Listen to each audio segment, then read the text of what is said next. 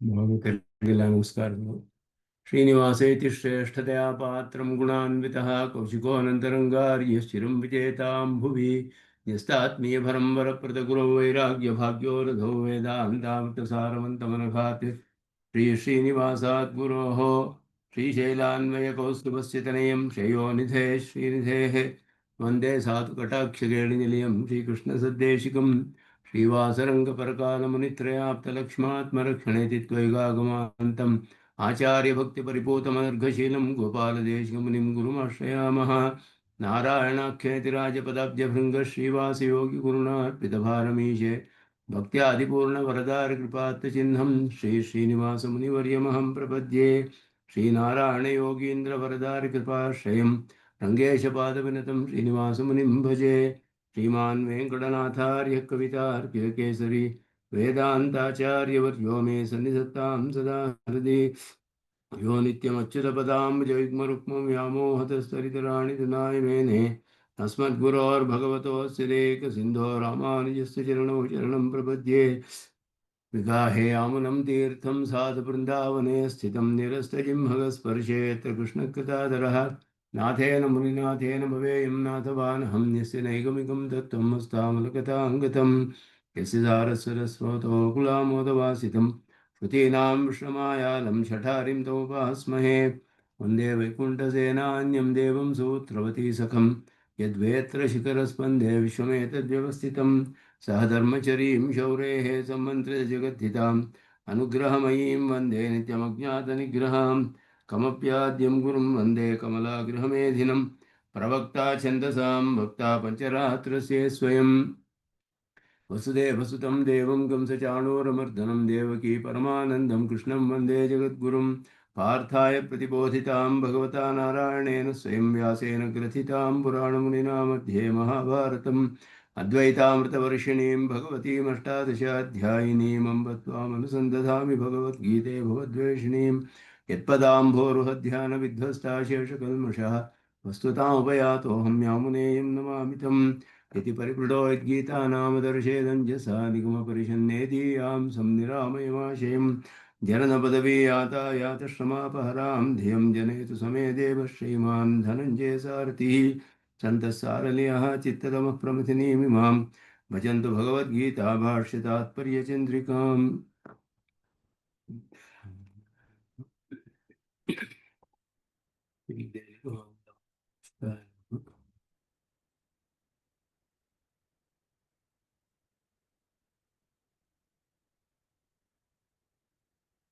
ಆರನೇ ಅಧ್ಯಾಯದ ಮೊದಲು 9 ಶ್ಲೋಕಗಳಲ್ಲಿ ಅದರಲ್ಲಿ ಮುಖ್ಯವಾಗಿ ಕರ್ಮಯೋಗದ ವಿಷಯ ಮತ್ತೆ ಹೇಳಲ್ಪಡುತ್ತೆ. ಕರ್ಮಯೋಗದಲ್ಲಿ ಯೋಗ ಶಿರಸ್ಕ ಕಡೆಯಲ್ಲಿ ಒಂದು ಹಂತದಲ್ಲಿ ಕರ್ಮಯೋಗ ಮಾಡ್ತಾನೆ ಇರುವಾಗಲೇ ಯೋಗಕ್ಕೆ ಅರ್ಹತೆಯನ್ನು ಹೊಂದುವಂತಹ ಆ ಅವಸ್ಥೆಯಲ್ಲಿ ಅದರ ವಿಷಯವನ್ನು ಇಲ್ಲಿ ಹೇಳ್ತಾ ಇರೋದು. ಅದಾದ ಮೇಲೆ ಯೋಗವನ್ನು ಹೇಗೆ ಮಾಡ್ತಾನೆ ಅನ್ನೋ ವಿಷಯ ಬರುತ್ತೆ. ಕರ್ಮಯೋಗ ವಿಷಯವೇ 9 ಶ್ಲೋಕಗಳಲ್ಲಿ ಅಂತ ಸ್ವಾಮಿ ದೇಶಿಕನ್ ಕೂಡ ತಿಳಿಸಿದ್ರು ಆರಂಭದಲ್ಲಿ. ಯೋಗಾರ್ಹತೆ ಅದರಲ್ಲಿ ಕರ್ಮಯೋಗದ ಕರ್ಮವು ಆತ್ಮಾವಲೋಕನ ಸಿದ್ಧಿ ಆದ ಮೇಲೆ ನಿವೃತ್ತವಾಗುವುದು. ಅದುವರೆಗೂ ಅವನ ಕರ್ಮಗಳನ್ನು ಮಾಡ್ತಾನೆ ಇರಬೇಕು, ಆ ಕರ್ಮಯೋಗಕ್ಕೆ ಆರಿಸಿಕೊಂಡ ಕರ್ಮ. ಆದರೆ ಅದರಲ್ಲಿ ಕಡೆಯಲ್ಲಿ ಅವನಿಗೆ ಯೋಗಕ್ಕೆ ಅರ್ಹತೆ ಸಿದ್ಧಿಯಾಗಿ ಅವನು ಧ್ಯಾನವನ್ನು ಕೂಡ ಸ್ಥಿರವಾಗಿ ಮಾಡಿ ಅದರಿಂದ ಆತ್ಮಾವಲೋಕನವನ್ನು ಕರ್ಮಯೋಗದೊಡನೆ ಅದನ್ನು ಮಾಡಿಕೊಂಡು ಕಡೆಯಲ್ಲಿ ಆತ್ಮಾವಲೋಕನ ಪಡೆದಾಗ ಕರ್ಮವು ನಿವೃತ್ತವಾಗುತ್ತೆ, ಆತ್ಮಾವಲೋಕನಲ್ಲಿ ಸ್ಥಿರವಾಗಿರ್ತಾನೆ. ಅದರಿಂದ ಅವನಿಗೆ ಹೇಳುವಾಗ ಅವನ ಅವಸ್ಥೆ ಹೇಗಿರುತ್ತೆ ಅಂತ ಹೇಳುವಾಗ ಯೋಗಕ್ಕೆ ಅರ್ಹನಾಗುವ ಸ್ಥಿತಿ ಜ್ಞಾನ ವಿಜ್ಞಾನ ತೃಪ್ತಾತ್ಮ ಕೂಟಸ್ಥಃ ವಿಜಿತೇಂದ್ರಿಯ ಯುಕ್ತ ಇತ್ಯುಚ್ಯತೆ ಯೋಗಿ ಸಮಲೋಷ್ಟಾಶ್ಮ ಕಾಂಚನ. ಯುಕ್ತ ಅಂತ ಹೇಳಿರೋದು ಯೋಗವನ್ನು ಪಡೆದುಕೊಂಡು ಬಿಟ್ಟಿದ್ದಾನೆ ಅಂತ ಅರ್ಥವಲ್ಲ. ಆಕಾಂಕ್ಷಾಯಾಂಕ್ತಃ ಅಂತ ಪ್ರತ್ಯಯ ಅದರಲ್ಲಿ ಅರ್ಹತೆ ಎನ್ನುವ ಅರ್ಥದಲ್ಲಿ ಬರುತ್ತೆ. ಯೋಗಕ್ಕೆ ಅರ್ಹತೆಯನ್ನು ಹೊಂದುತ್ತಾನೆ ಅಂತ ಹೇಳಿ ಆತ್ಮಾವಲೋಕನ ಅಭ್ಯಾಸ ಅರ್ಹ ಇತಿ ಉಚ್ಯತೆ ಅಂದ್ರೆ ಯುಕ್ತ ಅಂದರೆ ಯೋಗ ಪಡೆದುಕೊಂಡವನ ಆಗ್ಬಿಟ್ಟಿದ್ದಾನೆ ಅಂತ ಅರ್ಥವಲ್ಲ. ಆತ್ಮಾವಲೋಕನ ಅಭ್ಯಾಸಕ್ಕೆ ಅರ್ಹನಾಗ್ತಾನೆ. ಯೋಗವು ಅವನಿಗೆ ಆತ್ಮದ ಧ್ಯಾನ ಮಾಡುವಂತಹ ಸ್ಥಿತಿ ಬಂದಿರುತ್ತೆ.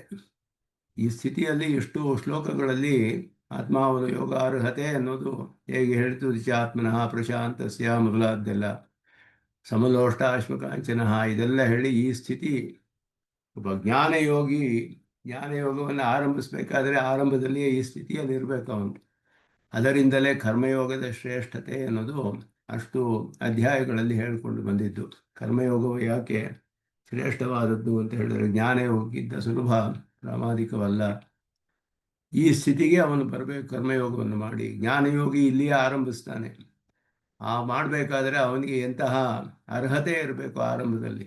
ಅದು ಬರಬೇಕು ಅಂದರೆ ಬಹಳ ಕಷ್ಟ ಸಾಧ್ಯವಾದ್ದು, ಎಲ್ಲರಿಗೂ ಸಾಧ್ಯವಿಲ್ಲ. ಅದರಿಂದ ಕರ್ಮಯೋಗವೇ ಶ್ರೇಷ್ಠ ಅಂತಲೇ ಆರಂಭದಲ್ಲ ಪೂರ್ಣವಾಗಿ ಹೇಳ್ಕೊಂಡು ಬಂದು, ಈಗ ಕರ್ಮಯೋಗಿಗೆ ಕಡೆಯಲ್ಲಿ ಸಿಗುವಂತಹ ಯೋಗಾರ್ಹ ಅವಸ್ಥೆ ಅದರ ವಿಷಯವನ್ನು ಇಲ್ಲಿ ಹೇಳ್ತಾ ಇದ್ದಾರೆ. ಅಲ್ಲಿ ಹೇಗಿರ್ತಾನೆ ಆ ಕರ್ಮಯೋಗಿ ಅಂತ ಹೇಳುವಾಗ, ಸುಹೃನ್ಮಿತ್ಯಾರ್ಯುದಾಸೀನ ಮಧ್ಯಸ್ಥ ದ್ವೇಷವನುಷು ಸಾಧುಷು ಅಪಿ ಪಾಪೇಷು ಸಮಬುದ್ಧಿ ವಿಶಿಷ್ಯತೆ. ಇಲ್ಲ ಸಮಾನಾರ್ಥಕವಾದ ಅನೇಕ ಶಬ್ದಗಳು ಬಂದ ಹಾಗಿದೆ, ಅದಕ್ಕೆ ಸ್ವಲ್ಪ ವ್ಯತ್ಯಾಸವಾಗಿ ಅರ್ಥಗಳನ್ನು ಇಲ್ಲಿ ಹೇಳಬೇಕು. ಶ್ಲೋಕದಲ್ಲಿ ಶಬ್ದಗಳು ಹಾಗೆ ಬಂದ್ಬಿಟ್ಟಿದೆ. ಸುಹೃತ್, ಮಿತ್ರ, ಅರಿ, ಉದಾಸೀನ 4 ಇಲ್ಲಿ ಹೇಳಲ್ಪಟ್ಟಿತು. ಸುಹೃನ್, ಮಿತ್ರ, ಅರಿ, ಉದಾಸೀನ. ಹಾಗೆಯೇ ಮಧ್ಯಸ್ಥ, ದ್ವೇಷ್ಯ, ಬಂಧು, ಇಲ್ಲಿ 3 ವಿಭಾಗ, 3 ವಿಧವಾದ ಜನರುಗಳು. ಸುಹೃತ್ತಿಗೂ ಮಿತ್ರನಿಗೂ ಸ್ವಲ್ಪ ವ್ಯತ್ಯಾಸವಿದೆ.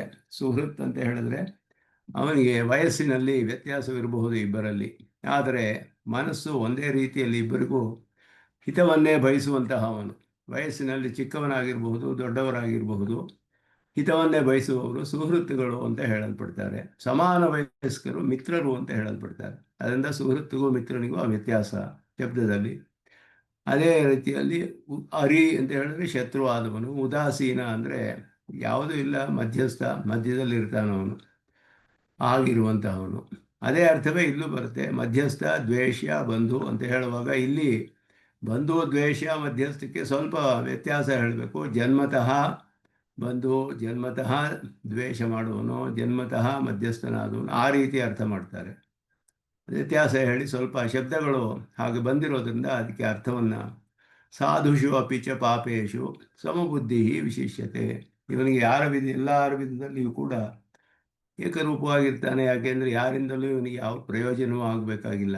ಆದ್ದರಿಂದ ಯೋಗಾವಸ್ಥೆಗೆ ಬಂದುಬಿಟ್ರೆ ಇವನಿಗೆ ಆತ್ಮ ಒಂದೇ ಪ್ರಯೋಜನ, ಬೇರೆ ಯಾರಿಂದಲೂ ಏನು ಪ್ರಯೋಜನ ಆಗಬೇಕಾಗಿಲ್ಲ. ಅವ್ರ ಶತ್ರುವೇ ಆಗಲಿ, ಮಿತ್ರವೇ ಆಗಲಿ, ಏನೇ ಆದರೂ ಅವರಿಗೆ ಅವರ ವಿಷಯದಲ್ಲಿ ಇವನಿಗೆ ಏಕರೂಪವಾಗಿರ್ತಾನೆ. ಯಾಕೆ ಅಂದರೆ ಯಾರಿಂದಲೂ ಇವನಿಗೆ ಯಾವ ಪ್ರಯೋಜನವನ್ನು ಅಪೇಕ್ಷೆ ಇಲ್ಲ. ಅವನಿಗೆ ಆತ್ಮವನ್ನು ಪಡೆದುಕೊಳ್ಳೋದು ಒಂದೇ ಅವನಿಗೆ ಪ್ರಯೋಜನವಾಗಿರುತ್ತೆ ಆ ಸಮಯದಲ್ಲಿ.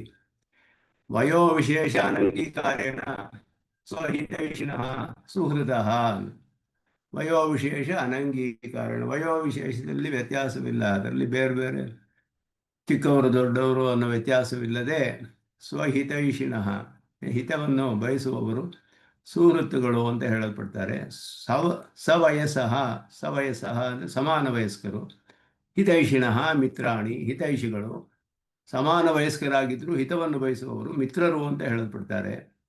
ಹರೆಯ ನಿಮಿತ್ತತೋ ಅನರ್ಥ ಇಚ್ಛವ, ಯಾವುದೋ ಒಂದು ಕಾರಣದಿಂದ ಅನರ್ಥವನ್ನೇ ಇಚ್ಛೆ ಪಡ್ತಾ ಇರ್ತಾರೆ ಅವರಿಗೆ. ಅಂತಹವರು ಹರಿಗಳು, ಶತ್ರುಗಳು. ಅವರು ಯಾವುದೋ ಒಂದು ಕಾರಣವನ್ನು ಹುಡುಕೊಂಡು ಆ ಕಾರಣದಿಂದ ಇವರಿಗೆ ಅನರ್ಥವನ್ನೇ ಉಂಟು ಮಾಡಬೇಕು ಅಂತ ಮಾಡ್ತಾ ಇರ್ತಾರೆ. ಉಭಯ ಹೇತು ಅಭಾವಾತ್, ಯಾವ ಒಂದು ಕಾರಣವೂ ಇಲ್ಲದೆ ಇರೋದ್ರಿಂದ ಹಿತವೂ ಇಲ್ಲ, ಹಿತವನ್ನು ಬಯಸೋದಿಲ್ಲ, ಅನರ್ಥವನ್ನು ಬಯಸೋದಿಲ್ಲ. ಅಂತಹವರು ಉಭಯರಹಿತ ಉದಾಸೀನ ಅಂತ ಹೇಳೋದು, ಉದಾಸೀನರಾಗಿರುವವರು. ಅದೇ ರೀತಿಯಲ್ಲಿ ಹೇಳುವಾಗ ಜನ್ಮತಃ ಏವ ಉಭಯರಹಿತ ಮಧ್ಯಸ್ಥ, ಜನ್ಮದಿಂದಲೇ ಹುಟ್ಟಿದಿಂದಲೇ ಅವರಿಗೆ ಯಾರ ಮೇಲೆಯೂ ಯಾವ ಒಂದು ಹಿತವೂ ಇಲ್ಲ, ಅನರ್ಥವೂ ಮಾಡಬೇಕು ಅನ್ನೋದು ಇಲ್ಲ, ಅವರು ಮಧ್ಯಸ್ಥರಾಗಿರೋರು ಅಂತ. ಜನ್ಮತಃ ಏವ ಅನಿಷ್ಟೇಚ್ಛವ ದ್ವೇಷ್ಯ, ಕೆಲವರು ಜನ್ಮದಿಂದಲೇ ಅವರಿಗೆ ಸ್ವಭಾವವೇ ಆಗಿರುತ್ತೆ, ಅನರ್ಥವನ್ನೇ ಉಂಟು ಮಾಡಬೇಕು ಅಂತಲೇ ನೋಡ್ತಾ ಇರ್ತಾರೆ, ಯಾವ್ದಾದ್ರು ಕಾರಣ ಹುಡ್ಕೊಂಡು. ಜನ್ಮತಃ ಏವ ಹಿತೈಷಿಣಃ ಬಂಧವ, ಕೆಲವರು ಜನ್ಮದಿಂದಲೇ ಅದುವೇ ಬಂದವರು, ಬಂಧು ಬಾಂಧವರು ಅಂತ ಹೇಳುವಾಗ ಬಂಧುಗಳು ಅಂತ ಹೇಳುವರು ಹಿತೈಷಿಗಳು ಅಂತ ಅರ್ಥ. ಅವರಿಗೆ ಜನ್ಮ ಸಂಬಂಧ ಇರುತ್ತೆ ಅವರಿಗೆ. ಆದ್ದರಿಂದ ಸಂಬಂಧಿಗಳಾಗಿರುವವರು ಜನ್ಮತಃ ಸಂಬಂಧ ಹೊಂದಿದ್ದು ಅವರು ಹಿತವನ್ನು ಬಯಸುವವರು ಬಂಧುಗಳು. ಜನ್ಮತಃ ಸಂಬಂಧ ಹೊಂದಿದ್ದು ಅನರ್ಥವನ್ನು ಬಯಸುವವರು ದ್ವೇಷಿಗಳು. ಮಧ್ಯಸ್ಥರಾದವರು ಯಾವುದೂ ಇಲ್ಲದೇ ಇರೋರು, ಎರಡೂ ಇಲ್ಲದೇ ಇರೋರು ಅಂತ ಹೇಳಿ. ಸಾಧವ ಧರ್ಮಶೀಲಾ, ಧರ್ಮವನ್ನೇ ಆಚರಿಸುವಂತಹವರು, ಧರ್ಮವೇ ಅವರಿಗೆ ಪ್ರಧಾನವಾಗಿರುವಂತಹವರು ಸಾಧುಗಳು. ಪಾಪ ಪಾಪಶೀಲ, ಅಲ್ಲವೇ ಶೀಲರು. ಪಾಪಶೀಲ ಅಂದರೆ ಪಾಪಾಚರಣೆಯನ್ನೇ ಮಾಡ್ತಿರೋರು, ಶೀಲ ಅಂದರೆ ಆಚರಣೆ, ಧರ್ಮವನ್ನೇ ಆಚರಣೆ ಮಾಡ್ತಿರೋರು ಸಾಧುಗಳು, ಪಾಪವನ್ನೇ ಆಚರಿಸುತ್ತಂಥವರು ಪಾಪಿಗಳು. ಆತ್ಮೈಕ ಪ್ರಯೋಜನತೆ, ಇದು ಯಾಕೆ ಇದೆಲ್ಲ ಇವರಿಗೆಲ್ಲ ಸಮಬುದ್ಧಿ ವಿಶಿಷ್ಯತೆ ಅಂತ ಹೇಳಿರೋದು? ಆತ್ಮೈಕ ಪ್ರಯೋಜನತೆಯ ಸುಹೃನ್ ಮಿತ್ರಾದಿಭಿ ಪ್ರಯೋಜನ ಅಭಾವಾತ್ ವಿರೋಧಾಭಾವಾಚ, ಪ್ರಯೋಜನವೂ ಇಲ್ಲ ವಿರೋಧವೂ ಇಲ್ಲ. ಯಾಕೆ ಅಂದರೆ ಇವನಿಗೆ ಆತ್ಮವನ್ನು ಪಡೆದುಕೊಳ್ಳೋದು ಒಂದೇ ಪ್ರಯೋಜನ, ಬೇರೆ ಯಾವ ಪ್ರಯೋಜನವೂ ಇಲ್ಲ ಅವನಿಗೆ. ಆದ್ದರಿಂದ ಬೇರೆ ಪ್ರಯೋಜನಾಂತರ ರಹಿತನಾದವನು, ಆತ್ಮಲೋಕವನ್ನೇ ಬಯಸುತ್ತಿರುವಂಥವನಿಗೆ ಯಾರ ಮೇಲೆಯೂ ಇವರೆಲ್ಲರಿಂದಲೂ ಏನು ಪ್ರಯೋಜನವೂ ಇಲ್ಲ, ಯಾರ ಮೇಲೆಯೂ ಯಾವ ವಿರೋಧವೂ ಇಲ್ಲ. ಆದ್ದರಿಂದ ಅವರಲ್ಲಿ ಸಮಬುದ್ಧಿ, ಏಕರೂಪವಾಗಿ ಇವನ ಮನಸ್ಸು ಏಕರೂಪವಾಗಿರುತ್ತೆ. ಅವನು ಯೋಗ ಅಭ್ಯಾಸಾರ್ಹತ್ವೇ ವಿಶಿಷ್ಯತೆ ಅಂತ ಹೇಳಿದ್ರು. ಸಮಬುದ್ಧಿ ವಿಶಿಷ್ಯತೆ, ಈಗಿರುವವನು ಇನ್ನು ವಿಶೇಷವಾದ ಅಧಿಕಾರಿ, ವಿಶೇಷವಾದ ಅರ್ಹತೆ ಇದೆ ಅವನಿಗೆ. ಈ ರೀತಿ ಎಲ್ಲರಲ್ಲಿಯೂ ಏಕರೂಪವಾಗಿರುವುದು ಯಾವ ಕಾರಣದಿಂದ ಅಂದರೆ ಆತ್ಮೈಕ ಪ್ರಯೋಜನ. ಅವನಿಗೆ ಬೇರೆ ಯಾವ ಪ್ರಯೋಜನವೂ ಇಲ್ಲದೆ ಇರೋದ್ರಿಂದ, ಯಾರಲ್ಲಿಯೂ ವಿರೋಧವೂ ಇಲ್ಲದೆ ಇರೋದ್ರಿಂದ ಈ ರೀತಿ ಎಲ್ಲರಲ್ಲಿಯೂ ಸಮಬುದ್ಧಿಯಾಗಿರುವಂತಹವನು ವಿಶೇಷವಾದ ಅರ್ಹತೆಯನ್ನು ಹೊಂದಿದ್ದಾನೆ. ಯೋಗಕ್ಕೆ ಅರ್ಹತೆ ಯಾರ್ಯಾರಿಗಿದೆಯೋ ಅವರೆಲ್ಲ ಇವನು ವಿಶೇಷವಾದ ಅರ್ಹತೆಯನ್ನು ಉಳ್ಳವನು ಅಂತ ಅರ್ಥ. ವಿಶಿಷ್ಯತೆ, ಯೋಗಾಭ್ಯಾಸ ಅರ್ಹತ್ವೇ ವಿಶಿಷ್ಯತೆ, ಅರ್ಹರಾಗಿರುವುದರಲ್ಲಿಯೂ ಇವನಿಗೆ ಒಂದು ವಿಶೇಷ. ಸಮಲೋಷ್ಟಾಶ್ಮಕಾಂಚನ ಇತಿ ಚೇತನೇಶು ಅಚೇತನೇಶು ಮುಕ್ತ ಏವಾರ್ಥಃ. ಹಿಂದೆ ಹೇಳಿದ್ದು ಅಚೇತನಗಳಲ್ಲಿ, ಸ್ವಾಮಿ ದೇಶಿಕನ ಇದರಲ್ಲಿ ಅಧಿಕವಾದ ಅರ್ಥಗಳನ್ನು ಹೇಳ್ತಾರೆ. ಹಿಂದೆ ಸಮಲೋಷ್ಟಾಶ್ಮಕಾಂಚನ ಅಂತ ಹೇಳಿದಾಗ ಅಚೇತನಗಳಲ್ಲಿ ಅಂತ ಹೇಳಿ ದೇಹಗಳನ್ನೆಲ್ಲ ನೋಡಿ, ದೇವಾದಿ ಮನುಷ್ಯ, ದೇವ, ಪ್ರಾಣಿ ಮೊದಲಾದ ದೇಹಗಳಲ್ಲಿರುವ ಆತ್ಮರುಗಳನ್ನೆಲ್ಲ ನೋಡಿ ಅವನಿಗೆ ಯಾವ ವ್ಯತ್ಯಾಸವೂ ಇಲ್ಲ. ಅಂದರೆ ದೇಹದ ಕಾರಣದಿಂದ ಅಂತ ಹೇಳಿದ್ರೆ ಇದೆಲ್ಲ ಅಚೇತನ ಆತ್ಮರೆಲ್ಲ ಜ್ಞಾನಕಾರರು. ಆ ಒಂದು ರೀತಿಯಲ್ಲಿ ಅಲ್ಲಿ ಅಚೇತನಗಳಲ್ಲಿಯೇ ಪ್ರಧಾನವಾಗಿ ಅವನಿಗೆ ಎಲ್ಲವೂ ಅಚೇತನ ಅನ್ನೋ ಬುದ್ಧಿಯಿಂದ ಇದರಲ್ಲಿ ವ್ಯತ್ಯಾಸವಿಲ್ಲ. ದೇವನಿಗೂ ಮನುಷ್ಯನಿಗೂ ಅವನಿಗೆ ವ್ಯತ್ಯಾಸವಿಲ್ಲ. ಯಾಕೆ ಅಂದರೆ ದೇವಾದಿ ದೇಹ ಬಂದಿದೆ, ಅದು ಅಚೇತನ. ಮನುಷ್ಯಾದಿ ದೇಹ ಅದು ಅಚೇತನವೇ. ಒಳಗಡೆ ಇರುವ ಆತ್ಮನು ಜ್ಞಾನಕಾರರೇ ಎರಡರಲ್ಲೂ. ಆದ್ದರಿಂದ ಈ ದೇಹ ಸಂಬಂಧ ದೇಹ ಅನ್ನೋದು ಅಚೇತನವಾದ್ದರಿಂದ ಇದರಲ್ಲಿಯೂ ಅದರಲ್ಲಿಯೂ ಮಣ್ಣಿಗೂ ಕಲ್ಲಿಗೂ ಹೇಗೆ ವ್ಯತ್ಯಾಸವಿಲ್ವೋ ಹಾಗೆಯೇ ಚಿನ್ನಕ್ಕೂ ವ್ಯತ್ಯಾಸವಿಲ್ಲವೋ ಈ ದೇವಾದಿ ದೇಹಗಳಲ್ಲಿಯೂ ಅವನಿಗೆ ವ್ಯತ್ಯಾಸವಿಲ್ಲ. ಹಾಗಿರುವಂತಹವನು ಅಂತ ಹೇಳಿ ಅದು ಅಚೇತನಗಳನ್ನು ಪ್ರಧಾನವಾಗಿ ಇಲ್ಲಿ ಚೇತನರಲ್ಲಿ ಹೇಳ್ತಾರೆ. ಏವ ಅರ್ಥ ಚೇತನ ವಿಷಯತೆಯ ಪ್ರಪಂಚತೆ, ಚೇತನರ ವಿಷಯಗಳಲ್ಲಿ ಹೇಗೆ ಅಂದರೆ ಅಲ್ಲಿಯೂ ಹಾಗೆಯೇ ಅಂತ ಹೇಳ್ಬಿಟ್ಟು. ಅಥವಾ ಯದ್ವಾ ಸುಹೃದಾದಿಷು ಸಮಬುದ್ಧಿತ್ವಸ್ಯ ದುಷ್ಕರತ್ವಾತ್ ಅತ್ರ ವಿಶಿಷ್ಯತೆ ಸಮದರ್ಶಿತ್ವ ಅತಿಶಯ ಅತ್ರ ವಿವಕ್ಷಿತಃ. ಅಧಿಕವಾಗಿ ಸ್ವಾಮಿ ದೇಶಿಕನ್ ತಿಳಿಸ್ತಾರೆ, ಸುಹೃತ್ತುಗಳಲ್ಲಿ ಸಮಬುದ್ಧಿ, ಸುಹೃತ್ತನಿಗೂ ಮಿತ್ರನಿಗೂ ಇವನು ಏಕರೂಪವಾಗಿರ್ತಾನೆ ಅಂದರೆ ಸುಹೃತ್ತು ಬಹಳ ಹಿತವನ್ನು ಉಂಟು ಮಾಡುವ, ಎಲ್ಲರಿಗೂ ಪ್ರಿಯರಾಗಿರ್ತಾರೆ ಅವರು. ಅಂತಹ ಸುಹೃತ್ತುಗಳನ್ನು ಕಂಡ್ರೆ ಎಲ್ಲರಿಗೂ ಪ್ರೀತಿ ಇರುತ್ತೆ. ಆದರೆ ಅವನು ದ್ವೇಷ ಮಾಡುವವರಲ್ಲಿಯೂ ಈ ರೀತಿ ಸುಹೃತ್ತುಗಳಲ್ಲಿಯೂ ಏಕರೂಪದಾಗಿರ್ತಾನೆ ಅಂದರೆ ಸಮಬುದ್ಧಿ ಅಂತ ಹೇಳಬೇಕಾದ್ರೆ ಅವನಿಗೆ ಎಷ್ಟು ಅವನ ಯೋಗದಲ್ಲಿ ಅಭ್ಯಾಸ ಎಷ್ಟಾಗಿರ್ಬೇಕು, ಅವನಿಗೆ ಅರ್ಹತೆ ಹೇಗಿದೆ ಅನ್ನೋದು ತಿಳಿಯುತ್ತೆ. ಅದುವೇ ಇಲ್ಲಿ ವಿಶಿಷ್ಯತೆ ಅಂತ ಹೇಳಿರೋದು. ಸಮದರ್ಶಿತ್ವ ಅತಿಶಯ, ಸಮದರ್ಶಿತ್ವದಲ್ಲಿ ಬಹಳ ಅತಿಶಯವಾದದ್ದು ಇದು. ಯಾಕೆ ಅಂತ ಹೇಳಿದ್ರೆ ಬಹಳ ದುಷ್ಕರವಾದದ್ದು. ಸಮಬುದ್ಧಿ ಅಂತ ಹೇಳೋದು ಸುಹೃತ್ ಅರಿ ಇವರಿಬ್ಬರಲ್ಲಿಯೂ ಸಮಬುದ್ಧಿ ಇರೋದು ಬಹಳ ದುಷ್ಕರವಾದದ್ದು. ಆದ್ದರಿಂದ ಅವನು ಅರಿಗಳನ್ನು ದ್ವೇಷಿಸದೇ ಇರ್ಬೋದು, ಆದರೆ ಸುಹೃತ್ತುಗಳಲ್ಲಿ ಪ್ರೀತಿ ಉಂಟಾಗದೇ ಇರೋದು ಬಹಳ ಕಷ್ಟ. ಎಲ್ಲರಿಗೂ ಹಿತವಾಗಿರೋದು, ಹಿತವನ್ನು ಉಂಟು ಮಾಡೋರಲ್ಲಿ ಎಲ್ಲರಿಗೂ ಪ್ರೀತಿ ಇರುತ್ತೆ. ಆದರೆ ಅಂತಹವರಲ್ಲಿಯೂ ಇವನು ಏಕರೂಪವಾಗಿರ್ತಾನಲ್ಲ ಸಮಬುದ್ಧಿ, ಅದುವೇ ಇಲ್ಲಿ ವಿಶೇಷ ಅಂತ ಹೇಳಲ್ಪಡುತ್ತೆ. ಸಮದರ್ಶಿತ್ವದಲ್ಲಿ ಇದು ಅತಿಶಯವಾದದ್ದು ಅಂತ ಹೇಳ್ತಾರೆ. ತಥಾಚ ಅಪಿಚ ಇತ್ಯರ್ಥಃ. ಅದರಿಂದ ಇಲ್ಲಿ ಸಾಧುಷು ಅಪಿ ಚ ಪಾಪೇಶು ಅಂತ ಹೇಳಿದ್ರು. ಪಾಪಿ ಅಂತ ಹೇಳಿರೋದು ವಿಶೇಷವಾದ ಅರ್ಥವನ್ನು ತಿಳಿಸುತ್ತೆ. ಸುಹೃನ್ಮಿತ್ತ ಬಂಧು ಶಬ್ದಾನ ಹರಿದ್ವೇಷ ಶಬ್ದಯೋ ಉದಾಸೀನ ಮಧ್ಯಸ್ಥ ಶಬ್ದಯೋಶ್ಚ ಪೌನರುಕ್ತಿಯಂ ಅಪಾಕರ್ತು ತತ್ತತ್ ಪದಾಖ್ಯ ಪದವ್ಯಾಖ್ಯ ತತ್ಪತ್ ಪದವ್ಯಾಖ್ಯ. ಬಂಧುಗಳಲ್ಲಿ ಅಂದರೆ ಜನ್ಮತಃ ನಮಗೆ ಸಂಬಂಧಿಸಿದ್ದು, ನಮ್ಮಲ್ಲಿ ಹಿತೈಷಿಗಳಾಗಿರೋರು, ನಮ್ಮನ್ನು ದ್ವೇಷಿಸುವವರು ಅಥವಾ ಮಧ್ಯಸ್ಥರಾದವರು. ಇನ್ನು ಬೇರೆಯವರು ಮಿತ್ರರು, ಸಮಾನ ವಯಸ್ಕರು, ಹಿತವಾಗಿರೋರು. ಈ ರೀತಿ ವ್ಯತ್ಯಾಸವನ್ನು ಪುನರುಕ್ತಿ ದೋಷವನ್ನು ಪರಿಹಾರ ಮಾಡೋಕ್ಕೆ, ಪುನರುಕ್ತಿ ಇಲ್ಲ ಅನ್ನೋದನ್ನು ತಿಳಿಸೋಕ್ಕೆ ಈ ರೀತಿ ಅರ್ಥ ಮಾಡಿದ್ದಾರೆ ವ್ಯಾಖ್ಯಾನ.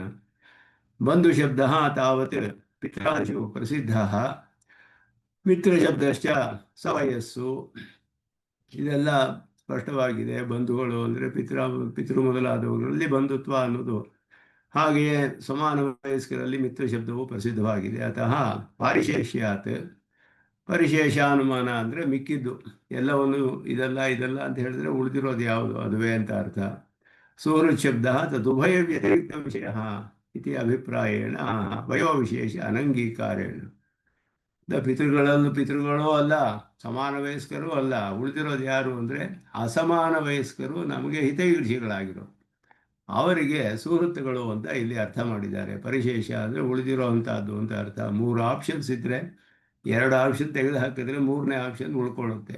ಅದಕ್ಕೆ ಪರಿಶೇಷ ಅನುಮಾನ ಅಂತ ಹೆಸರು. ಉಳಿದಿರೋದು ಅದುವೇ. ಆದ್ದರಿಂದ ಪಿತೃವಾದಿ ಬಂಧುಗಳು ಅಲ್ಲ, ಸಮಾನ ವಯಸ್ಕರು ಅಲ್ಲ, ಉಳಿದಿರೋದು ಯಾರು ಅಂದರೆ ಅಸಮಾನ ವಯಸ್ಕರು, ನಮಗೆ ಹಿತವಾಗಿರೋರು, ಅವರಿಗೆ ಸುಹೃತ್ ಅಂತ ಅರ್ಥ ಮಾಡ್ತಾರೆ. ಸ ವಯಸ್ಸಃ ಇತ್ಯನೇನ ಮಿತ್ರಾಣ ಕ್ರೀಡಾದಿ ರೂಪ ಪ್ರಿಯೈಷಿತ್ವಮಪಿ ಅಸ್ತಿ ಇತಿ ಸೂಚಿತಂ. ಎಲ್ಲ ಅವ್ರ ಜೊತೆ ಕ್ರೀಡೆಗಳನ್ನು ಮಾಡೋದು ಮೊದಲಾದ್ದೆಲ್ಲ ಸಮಾನ ವಯಸ್ಕರಾದ್ದರಿಂದ ಅವರಲ್ಲಿ ವಿಶೇಷವಾದ ಸಂಬಂಧವಿರುತ್ತೆ ಅನ್ನೋದನ್ನು ತಿಳಿಸುತ್ತೆ ಮಿತ್ರರಲ್ಲಿ. ಬಂಧು ಶಬ್ದಾಸತ್ತೆ ದ್ವೇಷ ಶಬ್ದ ತಾವತ್ ಸಹಜ ಶತ್ರು ವಿಷಯ ಪ್ರಾಪ್ತ. ಅತಃ ಅತ್ರಾಪಿ ಪಾರಿಶೇಷ್ಯಾತ್ ಪರಿಶಬ್ದಂ ಕೃತ್ರಿಮ ಶತ್ರು ವಿಷಯಂ ಇತ್ಯಾಹ ಅರೆಯಃ ನಿಮಿತ್ತತಃ ಅನರ್ಥೈಚ್ಛವಃ ಅಂತ ಅರ್ಥ. ಕೃತ್ರಿಮ ಶತ್ರುಗಳು ಅಂತ ಹೇಳೋದು ಅಂದರೆ ಅವರು ಶತ್ರು ಯಾವುದೋ ಒಂದು ಕಾರಣ ಹುಡ್ಕೊಂಡು ಮಾಡ್ತಾ ಇರ್ತಾರೆ ಅಂತ ಅರ್ಥ. ಸಹಜವಾಗಿ ಇಲ್ಲ, ಅವರು ಯಾವುದಾದ್ರು ಒಂದು ಕಾರಣದಿಂದ ಶತ್ರುಗಳು ವೇಷ ಹಾಕ್ಕೊಂಡು ನಮ್ಮಲ್ಲಿ ದ್ವೇಷ ಮಾಡ್ತಾ ಇರ್ತಾರೆ ಅಂತ ಅರ್ಥ. ಕೃತ್ರಿಮ ಶತ್ರುಗಳು ಅವರ ವಿಷಯವನ್ನೇ ಹೇಳ್ತಾ ಇದ್ದಾರೆ ಅರೆಯಃ ಅಂತ ಹೇಳಿ. ನಿಮಿತ್ತತಃ ಅನರ್ಥೇಚ್ಛವಃ. ಮಧ್ಯಸ್ಥ ಶಬ್ದೋಪಿ ದ್ವೇಷಬಂಧು ಶಬ್ದ ಆಸಕ್ತೆ ಹೇತುತಃ ಹಿತಾಹಿತ ಪ್ರವೃತ್ತಿಯೋಗ್ಯೇಷು ಪ್ರಯೋಗಾಭಾವಾಚ್ಚ ಜನ್ಮತಃ ಏವ ಉಭಯರಹಿತ ವಿಷಯ ಇತಿ ಉಚಿತ. ಇದು ಕೂಡ ಹಾಗೆಯೇ ಮಧ್ಯಸ್ಥ ಶಬ್ದಕ್ಕೆ ಅದಕ್ಕೂ ಹಾಗೆಯೇ ಅರ್ಥ ಮಾಡಿದ್ರು. ತತಃ ಪಾರಿಶೇಷಾತ್ ಪರಿಶೇಷಾತ್ ಔದಾಸೀನ್ಯಸ್ಯ ಪ್ರವೃತ್ತಿ ಪ್ರತಿಬಂಧಕ ಸಂಬಂಧಿಕತ್ವೇನ ತಸ್ಮಾತ್ ಕಾರಣಾಗಮೆ ಹಿತಾಹಿತ ಪ್ರವೃತ್ತಿಯೋಗ್ಯಾಃ ತದಭಾವ ಮಾತ್ರೇಣ ತದ್ರಹಿತಾಃ ಉದಾಸೀನಾಃ ಇತಿ. ಕಾರಣ ಒಂದು ಕಾರಣವಿದ್ದರೆ ಹಿತವನ್ನು ಉಂಟು ಮಾಡುವರು, ಕಾರಣ ಇಲ್ಲದೆ ಹೋದರೆ ಮಾಡದೇ ಇರೋರು, ಆ ಥರ ಇರುವಾಗ ಮಧ್ಯಸ್ಥರು ಎರಡೂ ಇಲ್ಲದೆ ಇರೋರು ಅಂತ ಅರ್ಥ. ಇದರಲ್ಲಿ ಹಿತಾಹಿತ ಪ್ರವೃತ್ತಿ ಯೋಗ್ಯ ತದಭಾವ ಮಾತ್ರೇಣ ತದ್ರಹಿತ, ಅದು ಯಾವುದೂ ಇಲ್ಲ ಅಂತ ಹೇಳಿಬಿಟ್ಟು ಅವರಿಗೆ ಪ್ರತಿ ಸಂಬಂಧಿ ಯಾವುದಾದ್ರು ಒಂದು ಕಾರಣ ಇದ್ದರೆ ಹಿತ ಮಾಡ್ತಾರೆ, ಇಲ್ಲದೆ ಹೋದರೆ ಮಾಡೋದಿಲ್ಲ ಅಂತ ಹೇಳಿ ಪ್ರವೃತ್ತಿ ಯೋಗ್ಯ ಅದು ಕೂಡ ಇಲ್ಲ ಅವರಿಗೆ ಅಂತ ಹೇಳಿರೋದ್ರಿಂದ ಮಧ್ಯಸ್ಥರು ಉದಾಸೀನರು, ಯಾವುದೂ ಇಲ್ಲ, ಇದೆರಡೂ ಕೂಡ ಇಲ್ಲದವರು ಅಂತ ಅರ್ಥ ಮಾಡೋದು. ಎಲ್ಲ ಸ್ವಲ್ಪ ವಿವರಿಸ್ತಾರೆ ಸ್ವಾಮಿ ದೇಶಿಕನೇ. ಇದು ಯಾಕೆಂದರೆ ಪುನರುಕ್ತಿ ಅನ್ನೋದು ಇಲ್ಲ ಅನ್ನೋದು ಹೇಳೋದಕ್ಕೆ ಭಾಷಿಕಾರರು ಜನ್ಮತಃ ಅಂತ ಹೇಳಿದ್ರು, ಮಿಕ್ಕವರ ವಿಷಯವನ್ನು ಹೇಳಿದ್ರು.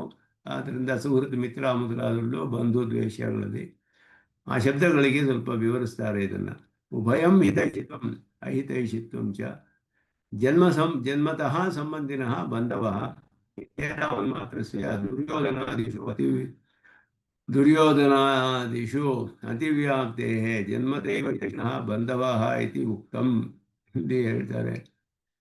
ಹಿತ ಹಿತೈಷಿತ್ವ ಅಹಿತೈಷಿತ್ವ ಎರಡೂ ಕೂಡ ಜನ್ಮತಃ ಸಂಬಂಧಿನಃ ಬಂಧವಃ ಅಂತ ಹೇಳಿಬಿಟ್ರೆ ಸಾಕು. ಬಂಧುಷು ಅಂತ ಹೇಳುವಾಗ ಜನ್ಮತಃ ಹಿತೈಷಿಗಳಾದವರು ಬಂಧುಗಳು ಅಂತ ಹೇಳಕ್ಕಾಗೋದಿಲ್ಲ. ಇಲ್ಲಿ ಇದು ಹೇಳುವಾಗ ದ್ವೇಷ್ಯ ಬಂಧುಷು ಅಂತ, ಮಧ್ಯಸ್ಥ ದ್ವೇಷ್ಯ ಬಂಧುಷು ಅಂತ ಬರೀ ಬಂಧು ಅಂತ ಶಬ್ದ ಬಂತು. ಆದ್ದರಿಂದ ಬಂಧು ಅಂತ ಹೇಳಿದ್ರೇನೆ ಹಿತವನ್ನು ಮಾಡೋರು ತಾನೆ, ಬಂಧುಗಳು ಅಂದರೆ ಹಿತ ಉಂಟು ಮಾಡೋರು ತಾನೆ ಅಂತ ಹೇಳಿದ್ರೆ ಹಾಗಲ್ಲ. ಯಾಕೆ ಅಂದರೆ ದುರ್ಯೋಧನ ಮೊದಲಾಗಲೇ ಅತಿವ್ಯಾಪ್ತಿ ಆಗುತ್ತೆ ಅಂತ ಹೇಳಿದ್ರು.